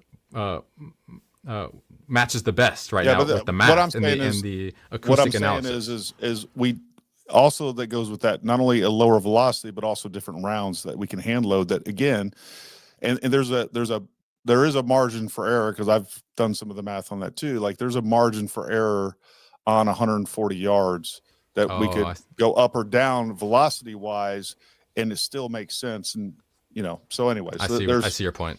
Yeah, gotcha. You're right. Okay, that makes sense. Chris, I just wanted to comment briefly on go ahead. Some of the more advanced technology. Sorry, I know it seems like a lubberly novice shooter and so forth, but he had been in ROTC all 4 years of his high school, and he's into his. I think he's continued in ROTC, but and he's continued shooting, especially with his father. You see him with all these machine guns and rocket launchers and 50 caliber machine guns and so forth. My point is that there is an Israeli technology, and I'm not trying to make it all Star Wars and whatnot, but there is an Israeli technology from this company called Elbit. Elbit is the provider of Golden Dome, the dome technology for missiles. They work with Lockheed and so forth. They do have a thing called ARCAS, which is ARCAS, which is a sync shot technology. So it's exactly for this situation, assassination situation, where you have an ideological patsy who is going to take the shot, and it does create a crack bang, a signaling sound, and then your shot, much lower caliber, much closer, is not noticed because of the covering of the echoing, right? And that's the kill shot. Now, again, if I had the people are talking about bullet fragments and so forth. If you're talking about it hitting the neck, that's soft tissue, right? Mm-hmm. You see these pictures of these deer that get hit with an entry wound, and then the exit wound is like, coffee can size. It's a fairly large, at least silver dollar size exit wound. And so I would expect to see that kind of an exit wound out of the back of Charlie's neck. Wouldn't expect the bullet to fragment unless it was some kind of special bullet. I'm just assuming that this bullet is like the other bullets that were etched, which are more kind of 30-06, look kind of like standard bullets. But you're the sniper, so you tell me. But yeah, it could be frangible. It could be a frangible bullet. It could be a frangible bullet, or it could be some other things that you wouldn't really be able to tell just from pictures necessarily. The problem that I have when we get into this high-tech stuff is, like, I don't understand why we would use all of this high tech and then at the same time create conflicting trajectories. If we're so sophisticated and we're trying to create a patsy, that's the thing that I don't understand. Like, why would we just have a better shooter up there that is smarter, that can hide the shot, that can get away? Because those capabilities are present without all of this other high-tech stuff. I mean, when you're introducing technology, and I can tell you that all of us, being Force Recon, being SEAL, being a Green Beret, we had a lot of technology at our disposal, and it wasn't always had a benefit. Like, the problem is that stuff goes down, and it's not always 100%, especially something that we're talking about, like super secret prototype level stuff. I just don't understand why they would use that level of technology and sophistication and then not just kill Charlie somewhere else. Like, that's the thing that escapes me a little bit, George. Does that make sense? It makes sense to me. I would love to hear George's response, but I don't know. Can you hear us, George? Yeah. Can you recap that? Because for some reason, Chris's line's not coming through here. He was just, the question is basically, did you hear what I said, George? And he was just wondering if you had a response to that. Yes. Chris, can you recap what you heard? Marcus, can you recap what you heard Chris say? Because everything Chris says is garbled. I apologize. Gotcha. No, this was coming from Gary. Chris didn't say anything. Did you not hear it from Okay. Gary? No, I don't see Gotcha. Gary in his studio. Oh shoot, Gary. Apparently he can't see you, Gary, or hear you, or hear you. Marcus or Gary, can you guys hear me? Okay. Yeah, I can hear you. I can hear you, I Chris. see you. So I guess George has lost Gary. But you guys see me, right? Yes. I can see you. All right. Okay. You know what? Let's Okay. let's move on. We got a lot of questions. I don't know that that's I don't know that there's a good answer for that either way. Not sure if this has been established yet, but Lauren the Mortician YouTube channel has made a great case why it's very improbable that an autopsy was not done. She says one had to have been done because it's needed for the case. I don't. That was a great video. Yeah. I recommend everyone check her out. She's really smart and she knows what she's talking about when it comes to the morgue and how the process goes and what she sees. She has friends of friends who were connected there, and she's got a lot of great inside information. So everybody, it's a great video. Check her out. I recommend it. All right, Chris, take this one, bud. I love your podcast. Your views are truthful, on point, and not for clicks. I agree with y'all for the most part. These other guys putting out BS with being shot in the back and we see an exit wound, they claim to be experts and sound so dumb. All right, that's a statement, not a question. I think there's a plethora of conspiracy theories. Only helps the defense introduce reasonable doubt. By the way, I'm still laughing about it. Marcus's moon. I don't think so. Look, I mean, at the end of the day, there's going to be speculation on every case, and especially a high-profile case. I mean, at the end of the day, the jury is going to see evidence that we don't, and that's the whole point of them withholding evidence and keeping it a little closer to the chest.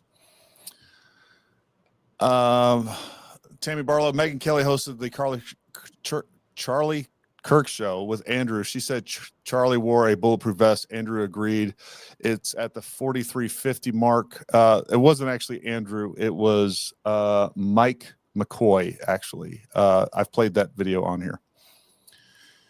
If he had a team, they should have taken the rifle after the fact, so he didn't have to leave it in the woods full of DNA and all. Yeah, I'm sure there's an answer to that.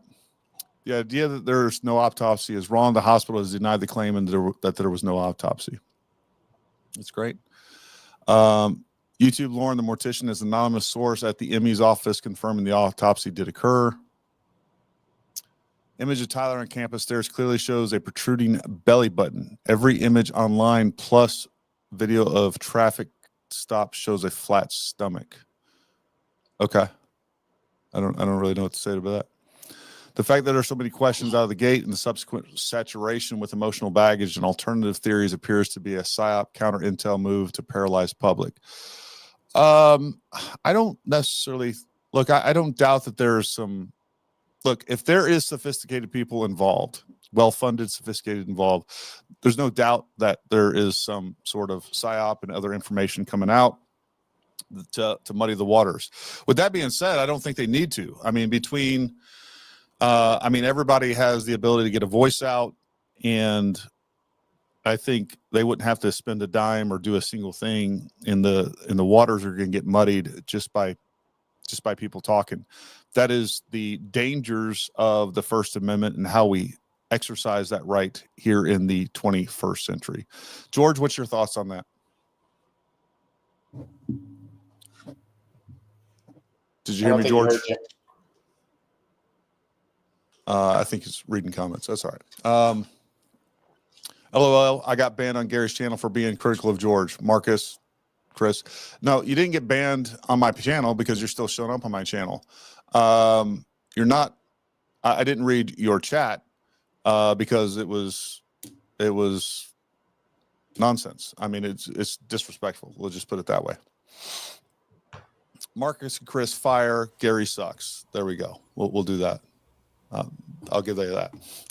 Thank you for taking the time to do this. However, we likely will never know the entire truth, but I, for one, appreciate your efforts regardless. Chat censorship is really piss poor policy. Let the comments fall where they may. Salute Marcus, brother, stay strong. No, this is my show. I'm going to run it how I see fit, and we're going to treat each other with respect. I don't care if you don't like it. You're welcome to go watch something else. I mean, there's no reason for just gratuitous nonsense in the chat. I mean, there's not. So yeah, this is I an fully adult support. show. Yeah, it's an adult show. Act like an adult. Respect is number one. We can't do it's the foundation. So regardless, this is Gary's show, and this is his lead. So this is 100%, and I agree with him. So 100% respect first. Yep. Hey, Chris, you're the only one I can hear, so I think this might be a good time. I'm losing my internet, and unfortunately, the hotel Wi-Fi is worse. So I'm going to sign off. I was going to put this sign up saying "Can't hear, need to sign off." So thanks for the opportunity, and I want to say thanks to for your service, and Gary and Chris, and hopefully you can answer some questions, and then Seraphin can come on tomorrow night and let me have it. But I'll just say in the last kind of sentence in my defense, I'm here. I'm spending my own money. I make $8 a month on paid Substack. I'm burning my shoe leather. I'm putting all my information and films out to everyone to use. If they want to do the same thing, they can do the same thing, right? So I'm not holding them back from coming here and shooting the truth if I'm some kind of paid government agent. So thanks very much, guys. I appreciate the opportunity. Thank you, George. I don't know. You probably can't hear me, but thank you. I'm sending him a text. All right. That was unfortunate. But that's what happens with technical difficulties sometimes. Gents, what is your take on the security dudes hopping the table, jumping on the ground, grabbing stuff off Charlie and passing to each other and taking off? I'm confused and wondering if you all have an opinion. Chris, take that one. Yeah, we talked about that Monday, I believe it was, last time we did it. And it's not clear in the video exactly what they are doing or potentially passing off. We just presented a couple different options. A, keys to go start the vehicles because the vehicles were in that tunnel area. Or B, likely the security team had some sort of stop the bleed kit or something like that. So they could have just been handing off kit, like, here's another kit. Do what you need to do to stop the bleed. And in the meantime, let me go run. So I just passed off my stop the bleed kit. Now I'm going to go run and start the vehicle, or make sure the door is open, or make sure the path is clear because people started running. So maybe they were doing that. I mean, I just think you're inferring too much with something you can't clearly see. That's just my opinion. Yeah. I agree with that. Yeah, I agree as well. Trump said, was Gary even born in 87 when I started doing diplomatic security? I was born in 1980. Guy who jumped table did nothing for Charlie, but did something odd. Guy in the brown shirt, front row, left to Charlie, something in the shirt shoulder area. I saw a video yesterday. So much odd stuff all around. Yeah, I think we kind of covered that the last one. First pod I've seen address the varmint grenade hand loads. You're into sub share. You're welcome. Have you tried to get the original door cam footage of the shooter from Phil Lyman? Apparently it shows the shooter interacting with a girl. We talked about that. I'm aware of that footage. I became aware of that footage on some reports today. That's the first time that I saw it. So we'll be looking out for it. I don't know what that means. I do think there seems to be a disconnect where sometimes we're conveniently, seems like we're putting Tyler at the scene, and then other times we're saying that he was never at UVU. I think that, and again, I think UVU, the other thing too, is somebody brought up in the chat I saw earlier, UVU is like 2 hours away from his location. Why, if he wasn't at that event, then why was he filmed at the Dairy Queen? Yeah, I mean, the story falls apart so fast when you start like unboxing, like, okay, so then you can't, I don't know how people on one train of thought can think, okay, this is a professional hit conspiracy backed by the most powerful people on earth, but also so sloppily have the person in jail and they didn't put him on the campus, but they're using him as a patsy. It just does, like, what? Well, that's because they're playing 4D chess. You just don't get it. There was a police dispatch audio gunfire from north of the library near the CS building. Has anyone looked at that trajectory? I don't know that we have. The onus on the FBI, not Candace. No, I mean, if you're going to come out there and make claims, I think you say that. No, I mean, good reporting includes some. So if you're saying, "Hey, no, I have evidence of X, Y, and Z," and you never provide evidence, I mean, that's like good reporting includes that. I mean, especially we're just going to believe anything. Candace with millions of viewers, like I think if you're going to bring something that's damning that blows the whole case wide open, you got to back that up with something. Yeah, great power comes great responsibility. That's right. That's why you have so much responsibility, Marcus. Thank you, Deb Gibbles. Rich Buddy. Anyone notice how Kirk was pushed from his chair? Yes, that is standard operating procedure for protective operations. You're going to be pushed down to the ground very rapidly, just like they tried to do with Trump when he was getting shot at. Usually that's a very aggressive tackle to get a body bunker, get you on the ground, get a body bunker under you. Yeah, I mean, that's exactly it. If they didn't do that, I would have a problem with it. I'm so glad you mentioned that because I saw that the other day and I'm like, that's what he was supposed to do. Candace is not selling merch. Soon TPUSA will try and sell Charlie's chair to make some money. If I get taken out, I want my wife to act like Candace and not like Erica. Very weird stuff. Yeah, but I mean, look, I'm not going to pretend to know, and I want to be as gracious as possible. I don't know what motivates Candace or what doesn't. She has sponsors, like she gets millions and millions of views. It's not like she's not making money from those. And that's fine. FBI has no solid proof that Tyler was at UVU. Okay. No, I disagree. I mean, back to the screwdriver that was found on the roof. That was the whole point earlier. Like he was at least something that he touched was on the roof.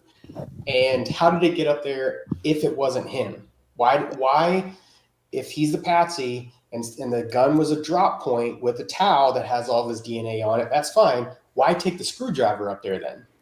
I'll give you the answer that will be delivered, and that is all I got to do is put latex gloves on. I'm going to grab this mouse that Gary was watching. I'm going to put it in a bag, and then I'm going to dump it off at the site.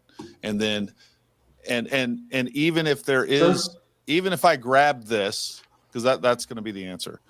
Even if this was Marcus's mouse and I grabbed it, there'll be my DNA on it, but there'll also be Marcus DNA on there. So that'll be the answer. But the real problem here is we don't know what the FBI hasn't told me what evidence there is. What we did hear, I don't know if you guys watched the probable cause hearing. I did. Some of it. The defense attorney specifically said the evidence and the discovery is voluminous. I can never say that word. Voluminous. So there are a lot. All right. I don't know how you can quantify voluminous, but there's a lot of evidence and things that is going to be shared in discovery. So the problem is we don't know what the FBI knows because they haven't shared it with us.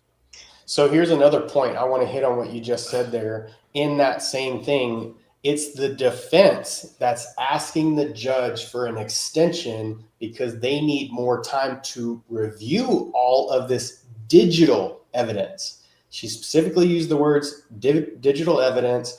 So there's more than just the Discord chats we've been told. There's more than just text messages that we've seen. If we're talking about needing 60, 90 days to review all this digital evidence. TM says, I declare the 4 o'clock muzzle flash location, the Shady Nook. You can declare it that. I would declare it as the pane of windows that don't open and there's no possible way there was a shooter behind them. It's not as catchy, but it's more true. Text messages were made by ChatGPT. Duh. Okay. I'm with Marcus. I psychologically broke that down as well as totally legit. He's probably also somewhere on the spectrum. They will have Twig's phone as well, and geolocation, metadata, etc. Several ways to prove legitimacy. The info you're asking will come out at trial. I agree. Spotter with radio on rendered roof is cheap, effective protection. We've talked about this before. You're typically not going to put a spotter at a different location of the shooter because typically you want the same perspective as the shooter. Therefore, you can do what spotters do. I'm not saying that it's not possible. It just doesn't make a lot of sense. I guess that's the implication. I don't know what rented rooftop is cheap on a rented rooftop. Okay. K. Rittenhouse was tried in the court of public opinion before he ever went to trial. Keeping evidence under wraps is the only way to minimize having a tainted jury pool. Great job to all of you. Agreed. And look, again, tomorrow, Kyle, I almost said Kyle Rittenhouse. Tomorrow, we will have Kyle Seraphin on, and he is one of the most outspoken critics of the FBI to ever exist. He was a former FBI agent. He was a whistleblower. He will give you the truth about whether or not he feels like the FBI is conducting. And I have no idea. I haven't talked to him. I haven't on that particular issue. I haven't asked him what he thought about this at all. So I have no idea what his opinion is. Maybe he agrees with everything that's being said.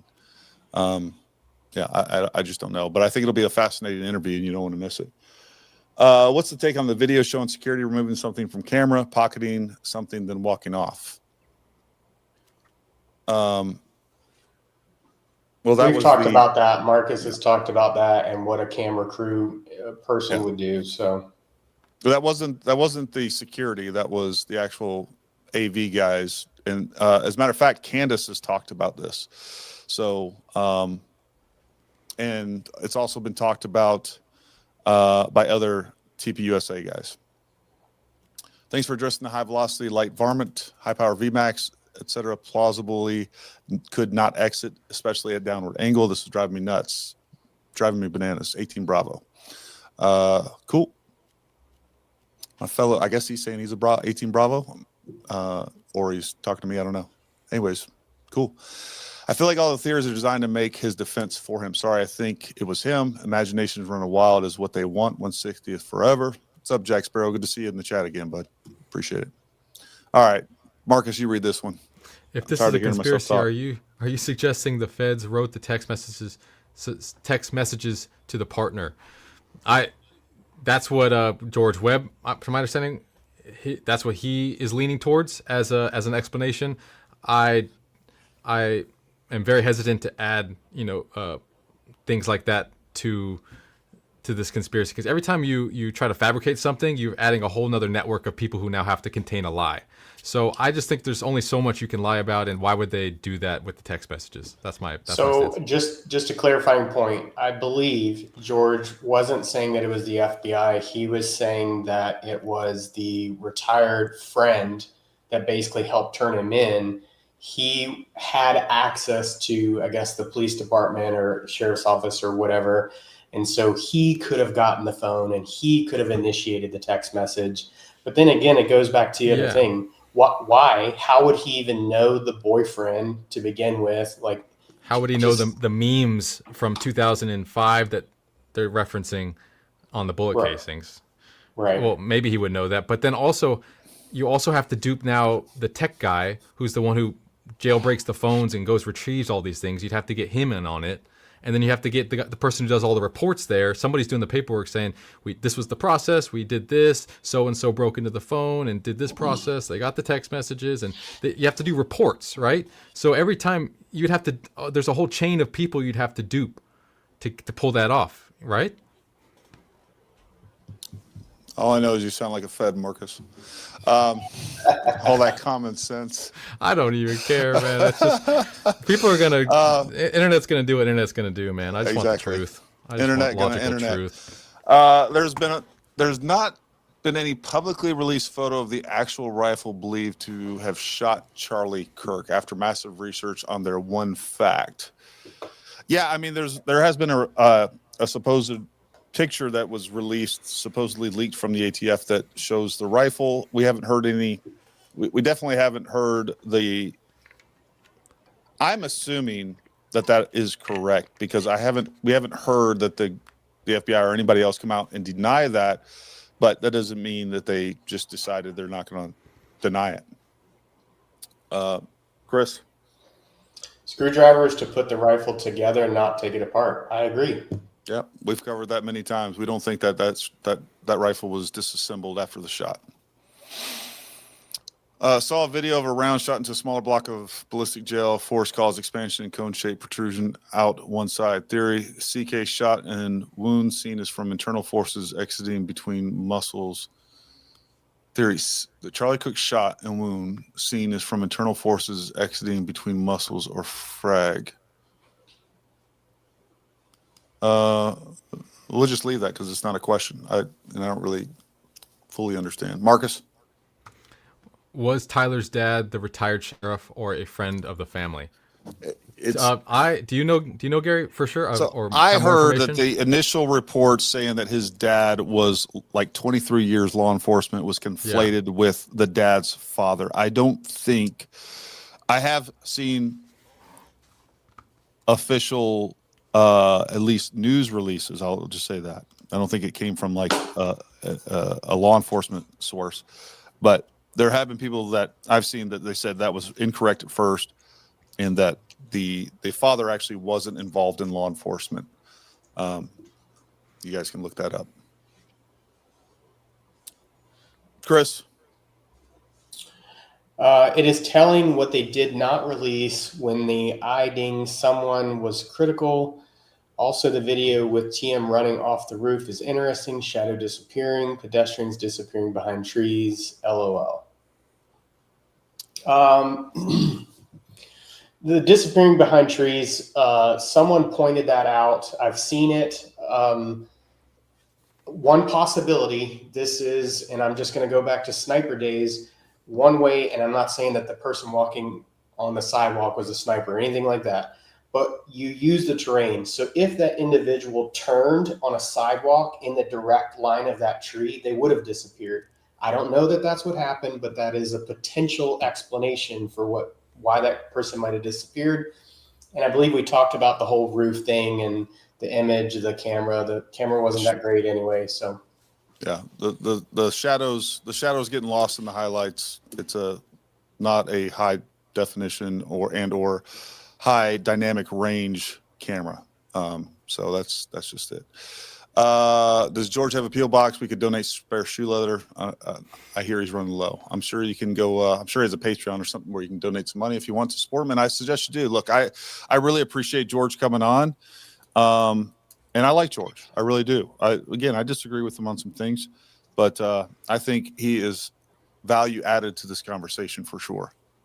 Real quick on that previous question, Newsweek released Washington County Attorney's Office denied that Matt Robinson has ties to law enforcement, saying that those were early reports that were inaccurate. It was the family friend who is a retired deputy sheriff, retired detective.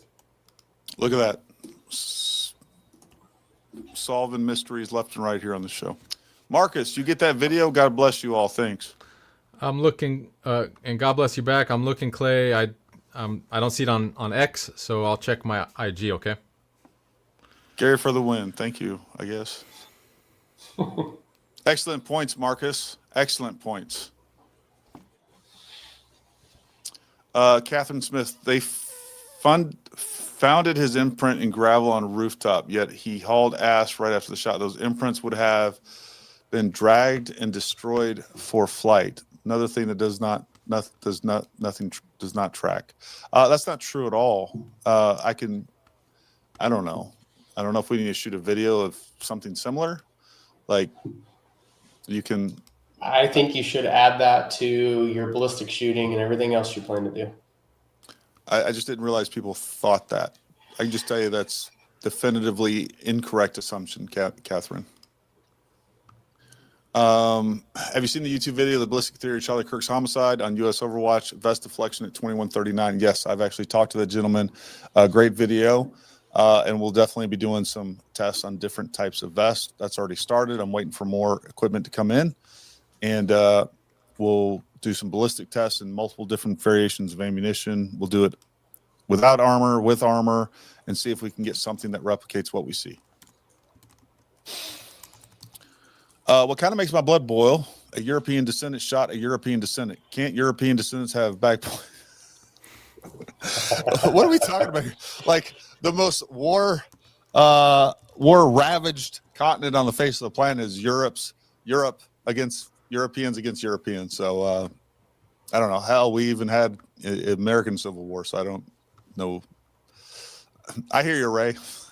We all need a little more unity in our lives, right? We do. We need to stop looking at each other as enemies. I put out a video talking about that today, and I mean it. I'm gonna try to do a better job of, I don't know, being more gracious to people I disagree with in any regard, but especially politically. Try to do like Marcus does. They say he was wearing armor front and back. Would all the conspiracies end, or people just want to muddy the water? No, I don't think the conspiracies would end. Nope. Look, the conspiracies are already changing.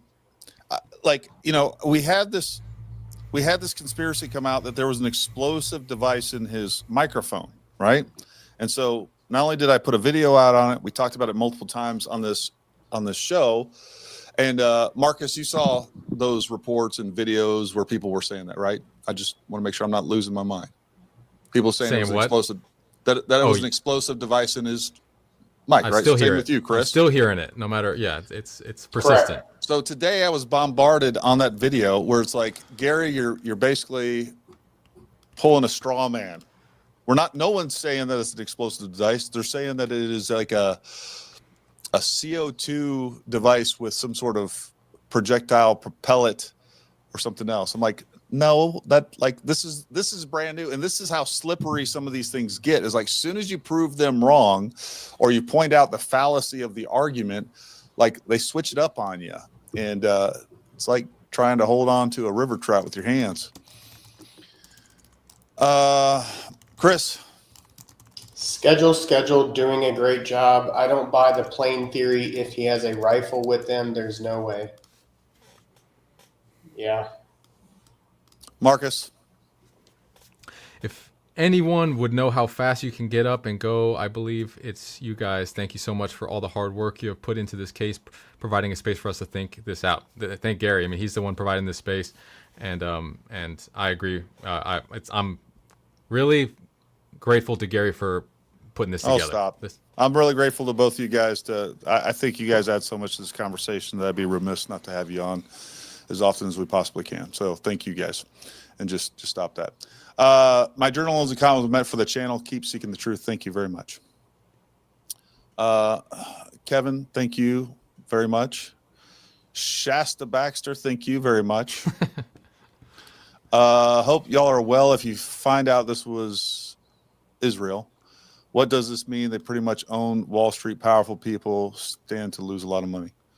I don't know. I just here's the thing. Let's be honest. If they were involved, we'll never know that they were. I don't believe that they're involved with this. I don't think, look, regardless of what he may or may not have, and I know I know basically one of the big things that Candace put out today or the last couple of days was that, basically Charlie was pulling his support for Israel. Number one, we haven't seen anything that confirms that. Matter of fact, we've seen evidence that his letter to Netanyahu, which TPUSA has confirmed to be real, said just the opposite. But even if he decided that, I just don't see the benefit of that. It just doesn't make sense to me. I think there's other things that they could do to have a bit bigger impact. This one's for you, Marcus. You read it. Marcus, can you explain your calculation, source footage, and how you identified the crack thump in the waveform for your audio analysis? We did that a few live streams ago. If you want to go back last week, was it 6 days ago, we did that on a live stream, and about a quarter of the way through. And if you reach out to me on X, I'll point you directly to it. Well, also, I have a engineer friend that works in audio. I won't say a friend. This is a guy I know. And he's went through that in very good detail. And I plan on having him on the show, and we'll talk about that. Chris, Chris. Why did they originally focus on Tyler? What drew them to the suspect, the man on the stairwell, to begin with? From what I know, what drew them was I think it was first the mom that recognized and then said to the dad, hey, I think that's Tyler. And then Tyler and Dad and Grandpa were talking, and they were messaging with Tyler, asking where the rifle is, because by then the rifle was out too. They thought it was their rifle, so they were asking, where's the rifle? And then the family friend gets involved, and they convince him, hey, that looks like you. That's Grandpa's rifle. You need to turn yourself in. Yeah, I agree with that account. That's exactly what I heard. I see no evidence Tyler was an ROTC. I haven't seen that either. Me either.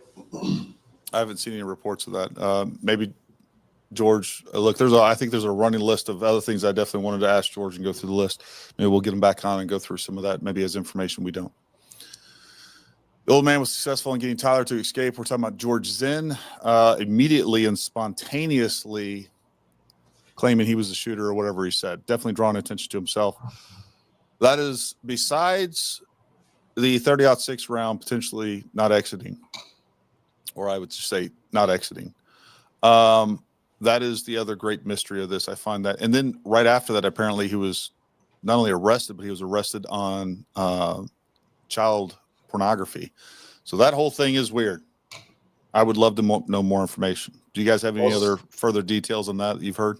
I did see something, not Alex Jones. I wanted to say Alex Jones at first, but it's not Alex Jones. Somebody put out something that George Zinn was a CIA operative. So that's what I've seen.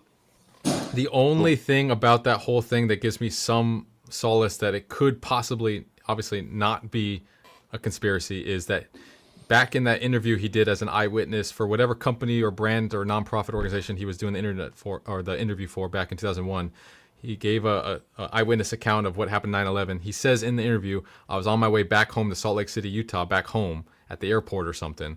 This is 2001 when all of a sudden it happened. So they didn't, he lived in the area, and he's clearly somebody who wanted to be a part of history.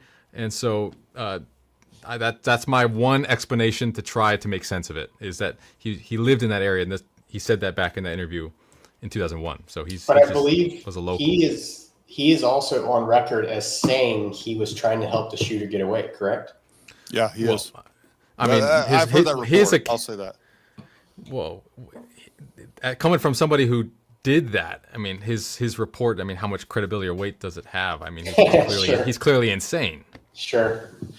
Well, look, I think, just to set the record straight on what I think there's zero chance there isn't a conspiracy. I don't think it's right now. I don't see any evidence of conspiracy outside of possibly Tyler and more people within, the discourse chat and, his furry trans lover or whatever. I think more people knew about this for sure. I do think it's really odd. Like that to me, if it is a coincidence, man, it's a hell of one that he just jumped up there. Marcus, take that.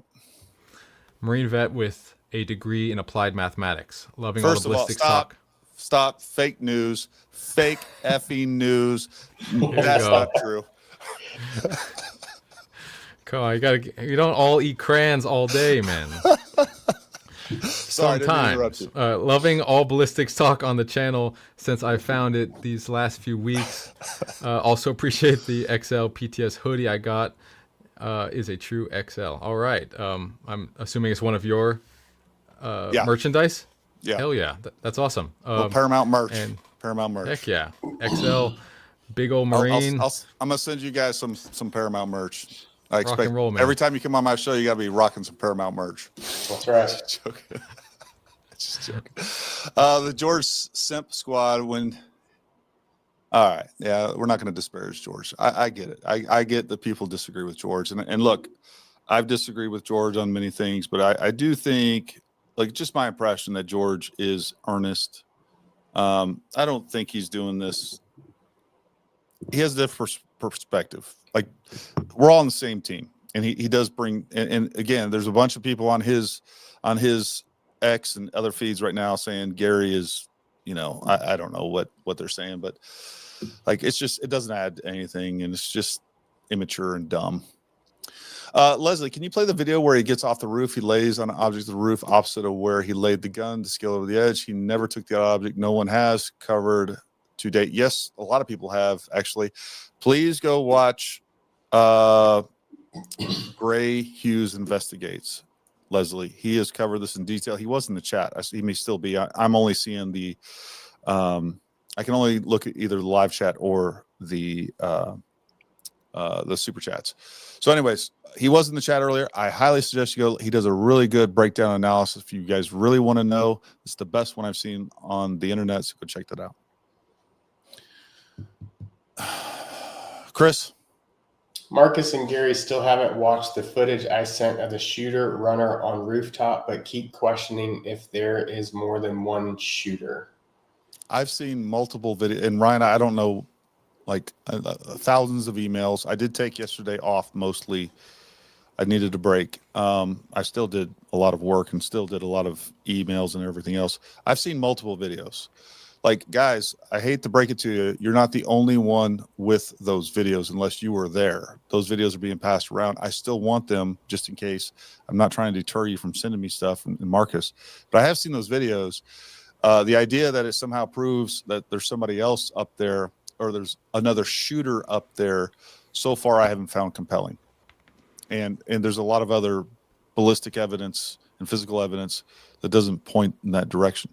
And if I see something tomorrow that changes my mind, folks, I'm going to tell you. I'm like, yep, definitely. Marcus? Off topic, but did anyone see the James O'Keefe video with undercover video of the former DOJ investigator admit Epstein was CIA and Israeli asset? That is quite a jump off from the topic. And I have heard that. I have not seen the video. Mm-hmm. I am writing that down. I would like to find that. Oh, James O'Keefe is that investigative journalist. Yeah. Now it clicks. Okay. With, I love this. I like what he puts out. I would love to see if he puts. You know what? Out Look like that up. While it's James O'Keefe, I know it used to be Project Veritas. It may be something else now because he had some sort of falling out. See if we can find that. That'd be worth playing.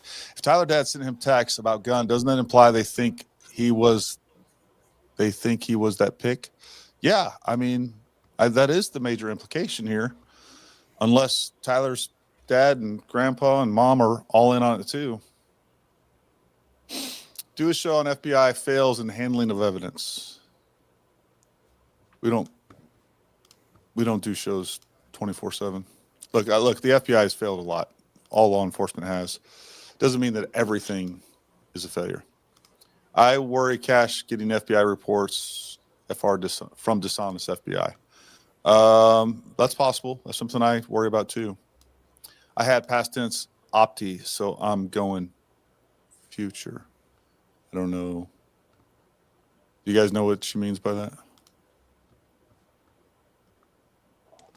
No, I don't know what she means. No. Probability Tyler gets Epstein in the next 30 days. I don't know. If he does get Epstein in the next 30 days, that changes the calculus for me for sure. I agree. Yep. Marcus is handsome and patient. That's all. You handsome, patient devil. Marcus, did you find that video yet? That was from Al. Jason Smith, why didn't the FBI lock down the UVU for a longer period of time? Seemed rushed, and now UVU is redoing where CK was shot. One would think this would still be a crime scene, just odd. Wouldn't think that at all. I mean, they're going to get in there. Like, they can work quickly. They can pretty much get all the evidence that they could possibly need within, 24, 48 hours. I don't know. Again, that's a great question for Kyle Serafin. Hey, was the amount of time he's been on multiple FBI scenes? He'll be able to tell us tomorrow if anything was weird about that. You can see him running through the windows on the rooftop before he gets to the edge to climb down. Okay. Tyler's father was a cop for 27 years. He would have grown up hearing his father say squad car and vehicle. His father, we've kind of established at this point that was incorrect information. His dad was not a cop. Marcus, how long were you a hog? Hunter of gunmen. Hunter of gunmen. Yeah, I'll tell my story someday. He's writing a book, guys. Only observation, Chris, you were a Navy SEAL. You guys, when you ETS, you get handed your biography, right? Your career biography. Yeah. You get an editor. You get the whole thing. Only observation I've made that hasn't been discussed in this channel is how did the security team not see the shooter on the roof? Several of them were facing directly at CK's 10 p.m. We've talked about that at length on multiple shows. This is why you guys can't miss a show. Can't miss a show. Look, that is a personal security detail. Their job is not counter sniper operations. They don't have the capacity to do that. The greatest threat to a celebrity like Charlie Kirk in that environment is within arm's reach. They keep everybody back. They're constantly scanning. Guys, imagine if somebody in the front row pulled out a gun and shot Charlie, and two guys at the front were up there looking at the rooftops. We would be sitting back, rightfully so, saying, these guys are idiots. They're a personal security detail, and they're looking at freaking rooftops where the most likely course of action and the most dangerous course of action, the most likely threat would be from that immediate circle. So that's not what PSD teams do. The average celebrity doesn't have counter sniper teams. We're talking about to really lock that place down, you need 40 or 50 people. That's the truth. And Charlie never rolled like that. And most celebrities don't, even Tom Cruise or anybody else. In order for him to be recognized, they had to publish his image. What about him made the suspect him to begin with to publish his image? Well, I'm sure they actually saw him getting in position like we've talked about. So they saw this guy, just the footage that they didn't release. They see this guy get on the roof. They find all that information. They only published what they decided to publish for whatever reason they decided to publish. That was enough, they thought, to get his picture out there. And obviously it was enough because his parents identified him. All the information the FBI put out could be true and substantiated, and people would not believe it. People need conspiracy to live with the fact that everyday people around us are full of evil. There's some truth to that. Mm-hmm. Thank you, Rob Doak. Chris, take this one. So this guy is supposed to take the fall for some elaborate team. He's going to get convicted, and he's just supposed to stay quiet. Well, I mean, Marcus hit on that earlier. I mean, do you think that that's actually going to be the case? Like he's just so gun-ho that he's going to fall for these other guys, or was he just convinced that he wasn't going to take the fall and then he did take the fall? I don't know. I like this, and I agree with it wholeheartedly. For Israel, the cost to risk ratio of being discovered to having killed Charlie Kirk would not be worth the effort. It would, by and large, push conservatives against Israel. Yes. Ultimately, do you think the weapon and the guy are guilty? So far, I don't see any evidence that points to anything else. So what we're left with, but we haven't seen enough evidence for me to say. But yeah, as if you're just asking what I think we have the guy in custody. All right, found the video. If you want to see it. Yep, I want to see it. 13. It's not short. It's 13 minutes long, but we can play the beginning of it. It seems like a lot's revealed in the intro. Play it at 5x. I didn't even know I could. I was like, can I do that? I don't think so. You can double maybe the 2x speed for sure. Maybe 2x. Yeah, Just play it. X. Here we are on X. Let me answer this question real quick or address it. Connecting dots. If Dad sent text about gun, doesn't that confirm Tyler and Lance chat was real? You hit that already. I would think so. No, I didn't read it. Don't tell me what I've read, Chris. You're not the boss of me. 2x is a little too fast, so I'm gonna go. Oh, just play 1x. I was joking. All right. Slow down, Marcus. Slow down. There we go. Yeah, but it'll soon come out. Just checking you guys can hear that. Some audio's Yep. coming through. He was a CIA informant. He was a CIA. He wasn't a CIA. I think he's protecting a lot of other people. He's not protecting himself because there's nothing there, but he's protecting a lot of people. Because Trump's now saying it's a hoax of the case, like a hoax or something. I mean, come on, you know it's not a hoax. He's been on the plane, many times. It's just he was never on the plane with the kids. I've seen the itineraries and I've interviewed all the victims. There's never been an instance where Trump was on a plane with these kids and a rape occurred. But that can't be said for Clinton, and it can't be said for others. While the Clintons were on the plane, while Bill Clinton was on the plane, there were rapes that occurred. Overheard at Phoenix Airport on September 8th, 2025. All right, I think that's enough for now.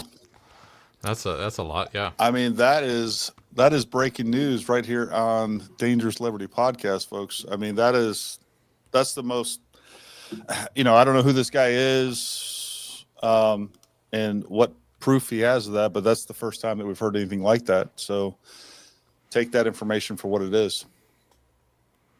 Yeah. That's People, crazy. I mean, claiming that he's seen it with his own eyes. That's a hell of an account. And you found that on James O'Keefe's X account? Yes. Yeah.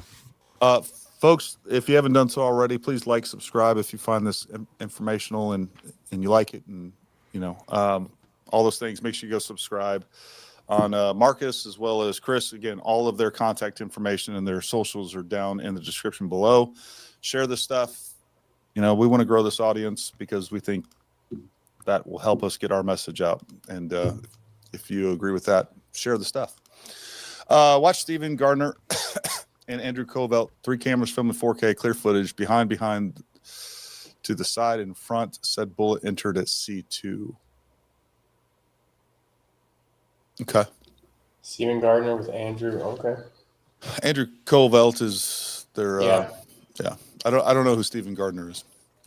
I'll take it. I was just in force. I was not a Marine Raider. So there you go. Just in force, Recon. God, you slacker.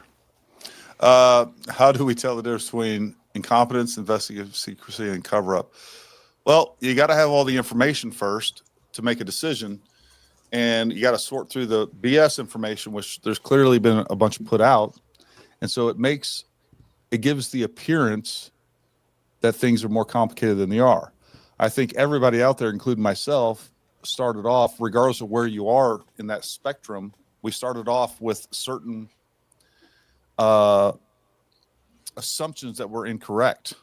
Like, for instance, like one of the immediate things that I heard was like, it was crazy that there was a person on the roof because, the assumption is that those roofs are secure and you got to go through, like, I know a lot of the buildings that I've been in, you do have to go through like, a hatch, climb up a ladder. Usually that stuff's locked, secure. Well, then I find out that you can just literally walk up to that roof and there was no security. So, that's how you can try to, like, we're not at a point where we have enough information to figure out what's going on, to be honest with you, as far as that part of it. I think we may get there. Chris. Candace stated that Charlie had recently ended his contract with his former body armor vendor. He reportedly wanted to go a different direction. Yeah, that's been talked about, but we don't know for sure whether he was or was not wearing body armor that day, and whether or not changing vendors would have changed whether he decided to or not decided to. Don't know. There's mysteriously a lot of conflicting information from people close to Charlie about body armor. Why not show pics clearly, showing him better and clearer? Why show images turned to the side or head down? It's flowing video camera feed, right? Make it make sense. Marcus, maybe you'll speak the right language to this guy to make him understand. Well, yeah, I have an issue with it, but I just don't know what they had at their disposal. So we got what we got, and we're trying to make the most of it. It's like, what do you imply, right? Do you imply that they're purposely just picking bad angles just to purposely make our lives And hard? maybe as the best public? pictures they had, he was clearly Maybe. avoiding cameras. So yeah, at this point we just don't know. So either you assume the worst and that they're purposely giving us crooked angles just to make the public's lives more, hard, make our lives more hard as the public trying to investigate this ourselves, or that was the best they had. Pick your poison, really. And hallucinogenic recipes, that was a Marine joke. I was just joking around. So they dug up the area Charlie was shot and poured concrete. They did. Did they actually pour concrete or just put pavers? Because what I saw was them, they had laid a layer of sand and then started putting in pavers. And then I think maybe they kind of concreted the pavers in place. I'm not 100% sure on that one. I think I saw what looked like both. So I saw the initial construction of them laying pavers, and then later on I saw what looked like it was concreted over. I don't know that it matters. I think the implication is kind of the same. I don't have a real good answer for you guys. That is weird. It's a little suspicious. That being said, they would be digging up that sod anyhow, because there would be blood and biological material, and they would remove that sod. Maybe they just decided to, I don't know. I would love a good answer from the school. I did get some information on this. The school is preparing to have a memorial for Charlie. I don't know if that's the exact site, but I did figure out how we can get that information, because you can do a public records request, which would be able to come out and say, okay, yep, contractors were hired, this day for this work and whatever. So that was one of the questions I had, is when did that work start? Because it was, so you're saying it could potentially have been pre-planned.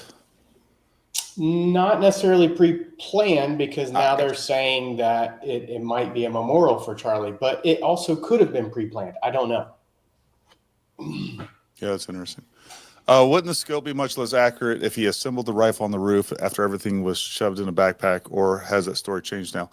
I don't think that I don't think we'd know, right? So two things. Number one, I think it's very plausible that he kept the scope attached and just pulled the buttstock off the barreled action and left the scope on there. He could hide that behind his backpack just like he would the action end, with the barrel going down his leg.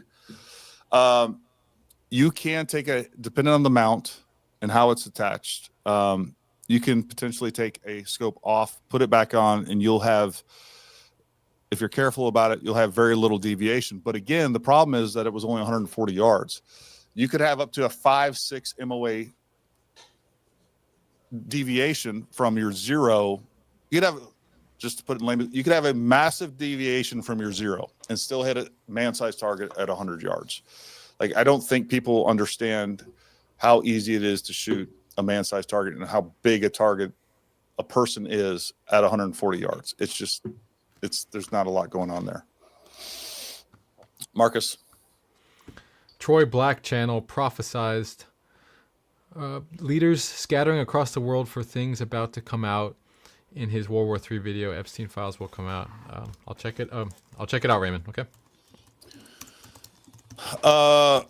You guys are the absolute best. I feel like I know you both now, but can you give any insight to the psychological aspects of your lives or methods to separate normal life from military experiences? I don't know that you guys tell me what I don't know that I separate my normal life from military experience. I think it all kinds of blends together. One of the things I think I've mentioned on here, and you guys, especially when you're in the military at a high level, like, that is your life. Like, that is your identity. That's all you do. That's who you are.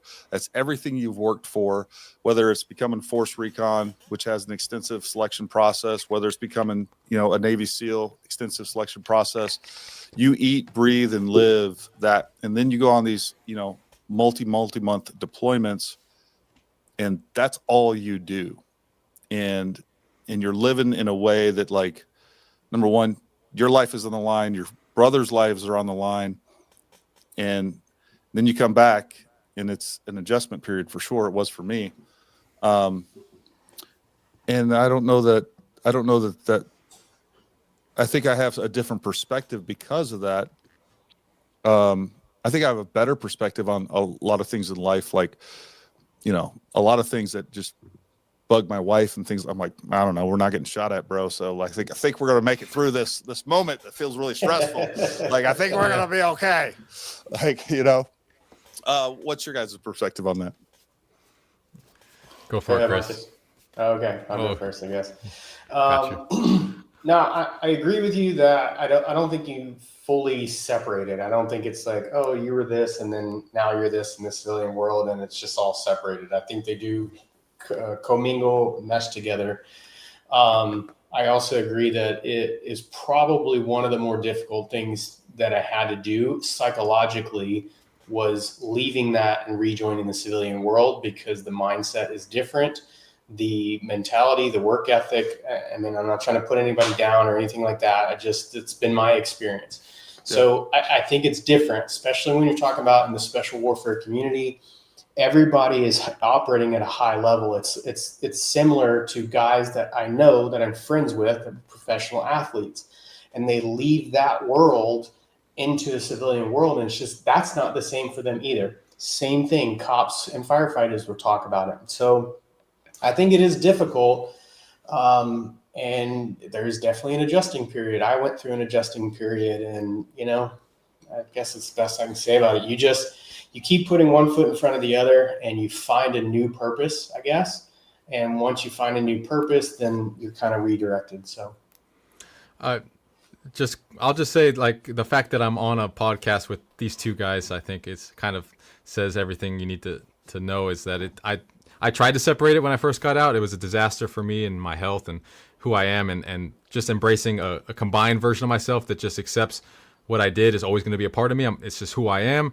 And then going forward, I want to integrate that in everything I can do as much as possible. And now I get to be on a podcast with guys who speak my language, and I love it. So I don't separate it. I tried that and it didn't work. Yeah. The biggest adjustment for me, all the things you guys just said, but also like coming out of the military, jumping into the civilian world, like realizing that now I am not, work is not my life, and I'm just working to live, right? And I had a huge adjustment period, and like I think a lot of people in our shoes was a lot of self-medicating through booze for sure. And now I don't drink, and it's been the best thing I ever did for a lot of reasons. But yeah, there was definitely several years there where I felt like I was floundering, didn't really have purpose or direction. And luckily I was able to get my head out of my ass and pull it together. Look at you now. Holy crap. Love the show. I'll be the first to admit I get into the fringe conspiracy. You guys ground out with facts and based in creps. I don't know that acronym. Incident reports? Got to be that. Have you discussed Candace Owens and the video of the shooter meeting a woman? We haven't seen that particular video. I haven't. Have you guys seen it? I haven't seen it. Yeah, but I did pull it up on my other computer, so I intend to take a look at it. MLK hit with someone around elevated position, no exit. Yeah, it was also hit him in the mandible. Again, so that's if it hits him. I don't know the exact angle, but also hit him in the jaw, which is one of the probably the most dense. I don't know, Dr. Chris, talk about that. You know what? You talk about it. So I will say somebody commented on that, I think on the video on Monday, and disagreed that the mandible density, from the typical vertebra, that sort of thing. I mean, to be honest, I'm not going to try to bullshit it. I don't know the exact density of either of those bones, but I do know that you can take a pretty solid strike on the chin from some heavyweight boxers, and that bone doesn't break. So, I mean, if that gives you any indication. So if there was an NDA, where does the harm come into play if manufacturer isn't exposed? Thanks. What he's talking about is, again, some speculation on my end, talking about concealed body armor. One of the things that I do believe, and I still believe that there's the most likely answer. And from what I like, I keep going back to the video and I see a round skip off the chest. It looks like a round skips off the chest. So this is what I've talked about, like speculating, why won't they talk about body armor? The other thing too is there is a potential word game going around. If you want to get semantic, all right, there's a difference between potential body armor and ballistic panels. So there's some of that. The problem or why there would even be a motive, forget about an NDA. If they had a business relationship, which has been speculated or at least said by Candace, that they had some business relationship with a body armor company, maybe they moved to a new one. I don't understand that whole thing. But I would say that if I had a business relationship with a body armor and that one of my employees or even me was wearing their body armor and I died wearing that body armor and some of the same things came into place, I would protect that company, because I think it's true that if it gets out that X company had body armor and it hit that body armor and potentially, Charlie Kirk still died, I don't think that body armor killed Charlie. I think that if he was wearing body armor, his chances of surviving a gunshot wound were greatly enhanced. I just think that basically, a lot of people die getting shot with body armor. They can't cover all areas. And I think if he didn't have body armor on at the time, if it hit him in the same spot that I believe that it hit him, the end result would be the same. So I think there's some of that going on. I think we'll probably could find out in the trial if any of that's published. But I still do think that's the best explanation with what's going on there. So that's the answer to that. Chris? So you're saying the FBI narrative is true. They got the right guy and the right weapon. Tyler is the shooter and the gun. No, I'm not saying that for myself 100% definitively. I'm saying based off the information we have, it's the best explanation so far. But I'm not saying that there's not foul play involved at all. And we don't need, the FBI may have 3 other people in custody right now and we don't know about it. They may have a different weapon. They haven't told us. Like, we don't know what we don't know. That's part of the problem. But I agree with everything Chris says. We don't have enough evidence to say definitively, Tyler is the shooter. I don't see any evidence so far that says he's not. I haven't seen any evidence that I would say that the FBI is lying to us right now. And I see a lot of evidence that indicates that the other proposed theories don't make sense. What's your thoughts, Marcus? I thought I almost got out of that one. I think everybody's calling me a Fed for trying to make sense of what we're being told, and I'm just like debating: do I just make another video and just go all in and just try to basically? I see now that if I want to make my case, then I have to basically prove. I don't want to say prove wrong, but like George Webb, he has a completely counter position than I have. Like, his mind is just looking in the complete opposite direction. Yeah. So I want to find the middle ground, and without like people like Gary, like you told me from the beginning, people are gonna, if you just say one thing true that you agree with the FBI, all of a sudden people think you're a Fed, and I'm like, is this really the game we have to play? Maybe that's just is what it is. It's like, I don't know what people want from us, right? It's like, do you want me to change my mind? Do you want me to just agree with you, even though I don't agree with you? Would you like me to reinterpret the evidence? Like, I got to be true to myself. And again, I don't care if we got 5 people watching this or 1 billion. You're going to hear the exact same response out of me every single time if that's what I think. And the moment that I think differently, you guys are going to hear that.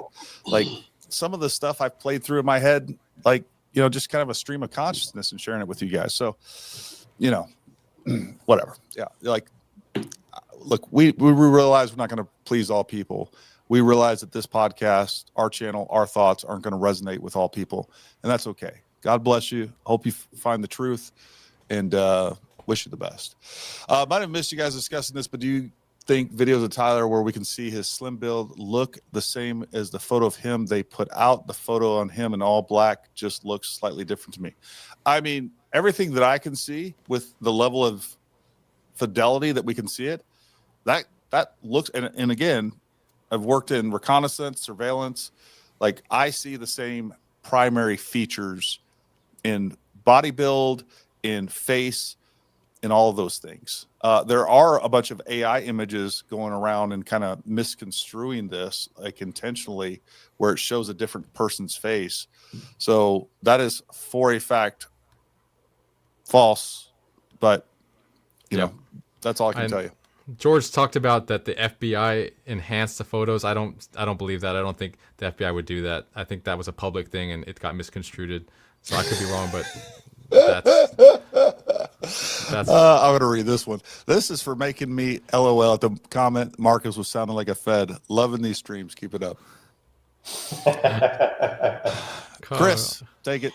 When you get a chances you should do a breakdown of that O'Keefe video. The rest is crazy, and there's more on O'Keefe's website about it too, I guess. Yeah, I agree. I want to take a look at it. Look at Lauren, the mortician, for the autopsy report. I literally have it on another tab pulled up. I'm going to watch that as soon as we get off of this. Get Nick Irving, a.k.a. the Reaper, on here one day. I wouldn't mind having him on. Why release some propaganda but not autopsy? I don't know that we've seen propaganda released, and they're not going to release the autopsy. That is extremely important evidence that jurors are going to see that before it's shared with the public. Lewis Moe, thank you. I think Marcus just moved on from eating crayons to colored pencils. JK, Marcus needs LED lights like Gary and Chris have. Y'all are doing great. Thanks for the jokes, Travis. Stephen Gardner's recent video is good. He did go to the campus a week or so ago and walk the scene. He shows how easily accessible the roof is. Several people have. I was talking to Taylor on X. I'm trying to think of his last name. He has a really good. Let me find that son of a gun. He had some drone footage. Taylor Hansen. You guys go check out some of the drone footage that he released. We were talking on X. Taylor, you owe me a phone call. Give me a call, bro. Have your people call my people. And by my people, I mean me. Hold on, I almost skipped one. AI Omar. AI here. Got tracking number. Thank you for what you do. You're welcome, buddy. We had a giveaway the other day when we hit 200,000 subscribers. We're going to give away a bunch of stuff once we hit 300,000. So you guys make that happen. And we'll do a really big giveaway. I mean, it was like $4,000 or $5,000 worth of stuff we gave away the other day. Art, thank you. I was in the South African Army for 3 weeks, and I got out for I saw it as mass slaughter, not protecting the country. So you guys are built different. Fair enough. Let's talk about how the moon landing is sus.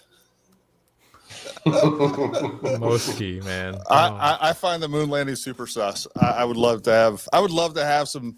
You know what? There's some guys that put out some really good content, very compelling content, and evidence to say that the moon landing is not real. And then there's guys that put out a lot of evidence saying it is real, and some other. I would love to see that debate happen. I don't think it's ever happened. Maybe we can get two guys on here and go through that and go through the facts. I go back and forth on it. I'll be honest. Same thing with Bigfoot. I don't know. Maybe Bigfoot went to the moon. I don't know what happened there. We'll hit a few lives and go from there. Moon is quite a feat and back first try. Sure is. Especially when Russia never could get it done. I'm also interested in knowing why TikTok deleted Andrew P's statement. Very interested what he's had to say. He's the hitman looking guy that was at Charlie's assassination. So I've talked to that guy on the phone. I posted his photo. I believe, yeah, it is. Andrew P, he has a Polish last name, or maybe it's a Czech last name. I posted this picture. He was the guy that looked like he had like a nitrile black glove. Come to find out he has a prosthetic. I talked to him on the phone.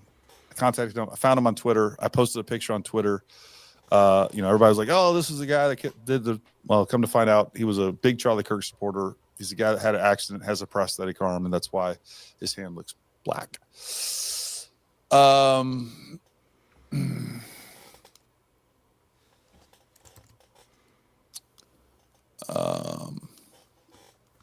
Moon landing is real. Plus, I'm sure there's a city up there, probably, definitely on the dark side. Shot from behind a trigger device, used time with loud decoy gun from roof, drones filmed, and surveillance plan overhead, security team equals sus. Cool. When I say feet, I mean 2025, not 1960s. Also agree.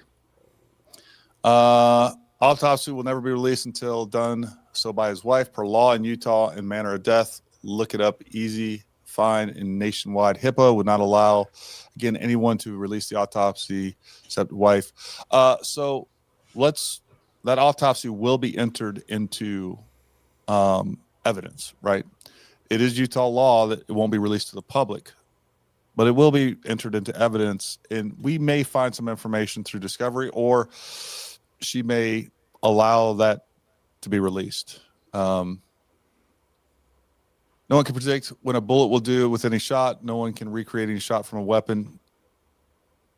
Even from a weapon doing the shot will differ, even if they have exact execution. I agree with parts of this. It is very difficult to predict what a bullet can do. We're playing the law of percentages. There's the typical, what you're going to see, 80% of the time. And then there's some things on the edges, the other edges, 10%, 5%, 2%, that bullets definitely do weird things sometimes. So I agree with that. And it is very difficult to replicate anything, especially if you don't know what ammunition was used, the projectile was used, the muzzle velocity that they were getting out of that barrel. So there's a lot of variables there without a doubt.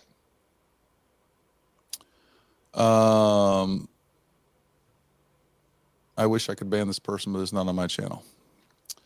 Not that person, another person. Take that, Chris.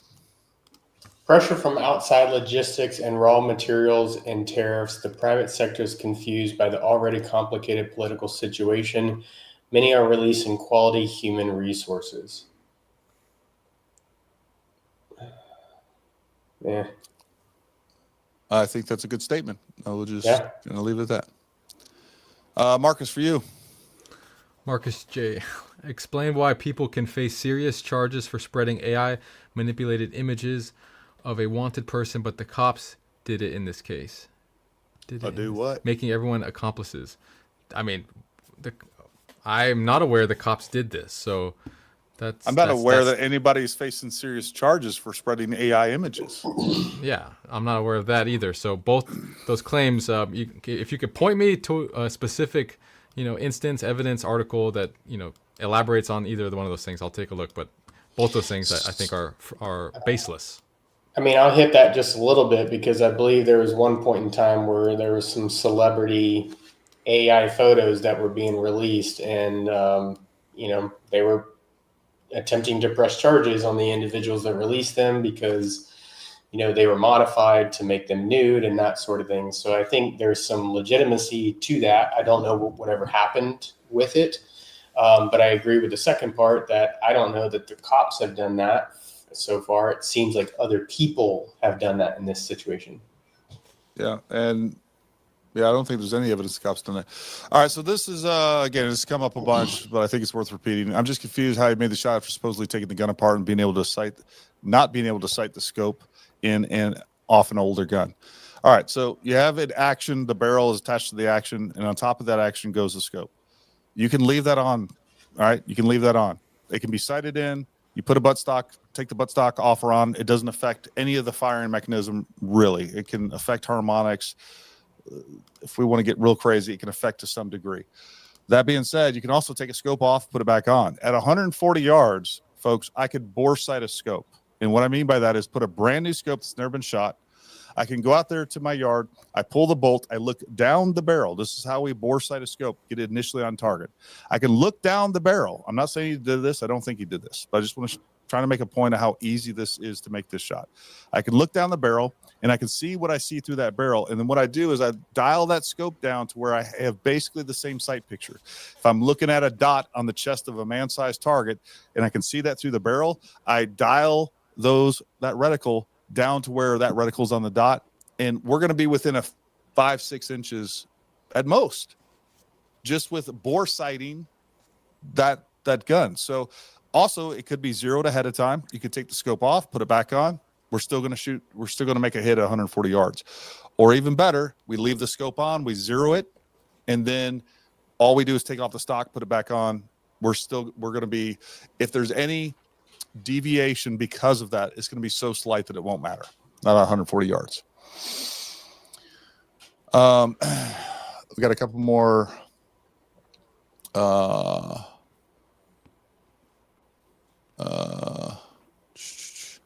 Oh God, let me see. Yeah, we hit that one. Let's talk about. Oh yeah, we hit that one. All right. Volunteers to be a mod if you guys need. Appreciate what you guys are doing. Great content. Let's keep the chat civil. Everyone can give you my socials to vet me if you'd like. I may take you up on that, BP. Why no charges for destroying the crime scene? Because they didn't destroy the crime scene. They completely processed the crime scene. And then once the FBI leaves and says, hey, we're good, I mean, it's still the property of UVU. They can do whatever they want with it. I don't understand where these assumptions come from. The Mythbusters proved the moon landing. Okay, the Mythbusters are feds. Just stop it. I'm joking. I'm halfway joking about the moon landings. I have my doubts. I'll say that. I can hear like halfway joke. Apologies if you cover this. Has anyone tried to see if the shot strike was possible from the tent covering? Yes, we have. I've posted pictures of that. Also heard from Leet Call there was no autopsy. Is that true? Thoughts? So the shot was definitely, it was a clear shot. I've posted pictures of this. It's on my X, but I've done it on the live streams as well. And it's in a couple of my videos as well. The only thing you should be apologizing for is not watching my videos front to back. Gary, what are your thoughts? Or what do you know about the Giant of Kandahar? Supposedly, it was an A team that took it out. I would think that if that was real, it would make it through the Green Beret grapevine really quick. I haven't heard. I know what you're talking about. I watched, what's his name, Mr. Ballin. And I've watched some other. Look, all that stuff fascinates me. Ancient history. The idea that giants existed. I think there's probably some, like all that stuff. I'm a nerd for all that stuff, right? The Youngest Dryas event. I constantly watch any of that stuff, man. I eat that stuff up. So anyways, I haven't heard about it. Why is Nicole Kidman divorcing Keith Urban? Because he's prettier than her. Gary Taylor Swift poster behind you would be great. There's actually one right off camera right over there. So there's that. Well, listen, folks, I think tonight was awesome. I enjoyed it. I don't know about you guys, but I really enjoyed it. And I definitely enjoy having Chris and Marcus on. Again, I can't thank them enough. I think they contribute so much to this. Again, if you guys want to contact me, please send any emails to dlpodcast@paramountactical.com. All the other contact information or socials for Chris and Marcus J. Allen are down in the description below. I'm looking forward to having Kyle Surfing on tonight. Maybe we'll get some more answers. Little by little, we're whittling this down and hopefully separating fact from fiction. And then once we're left with mostly fact, then we can make some determinations on what's real and what's not. That's all we can do. And so anyways, folks, appreciate all you guys tuning in. Appreciate all your comments. Appreciate all your support. We appreciate the super chats. Chris, you got anything else to say? Nope. Marcus?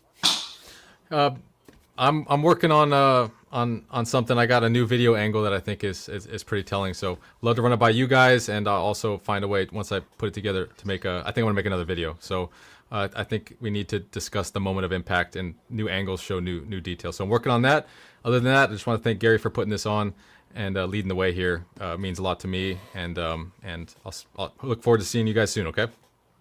This is the last one I'm going to take. It just popped up, so I will take it real quick. Curious on each of your thought on Candace Owens' investigation. She's on the warpath due to friendship, or is she doing a valid and fact-based investigation? Well, that's part of the problem is we don't know if she's doing a valid or fact-based operation because we keep getting these videos where she says that makes really big claims and bombshells with zero evidence. We just need a little evidence from her. You guys agree with that? I agree. Yes. I Yes. do think her friendship would, I think it would potentially cloud anyone in this situation with how high profile this was. Even we've talked about how this impacted us, and we didn't have the friendship with Charlie that Candace did. So I can only imagine what her mindset is. So I do think she potentially is clouded a little bit. Yeah. And maybe not prosecuting this with the rigor that maybe she normally would. I don't know. I agree. Look, I like Candace. I think she needs to provide some receipts for something. Anyways, folks, we appreciate you tuning in. And until next time, stay armed, stay ready. We'll talk to you soon.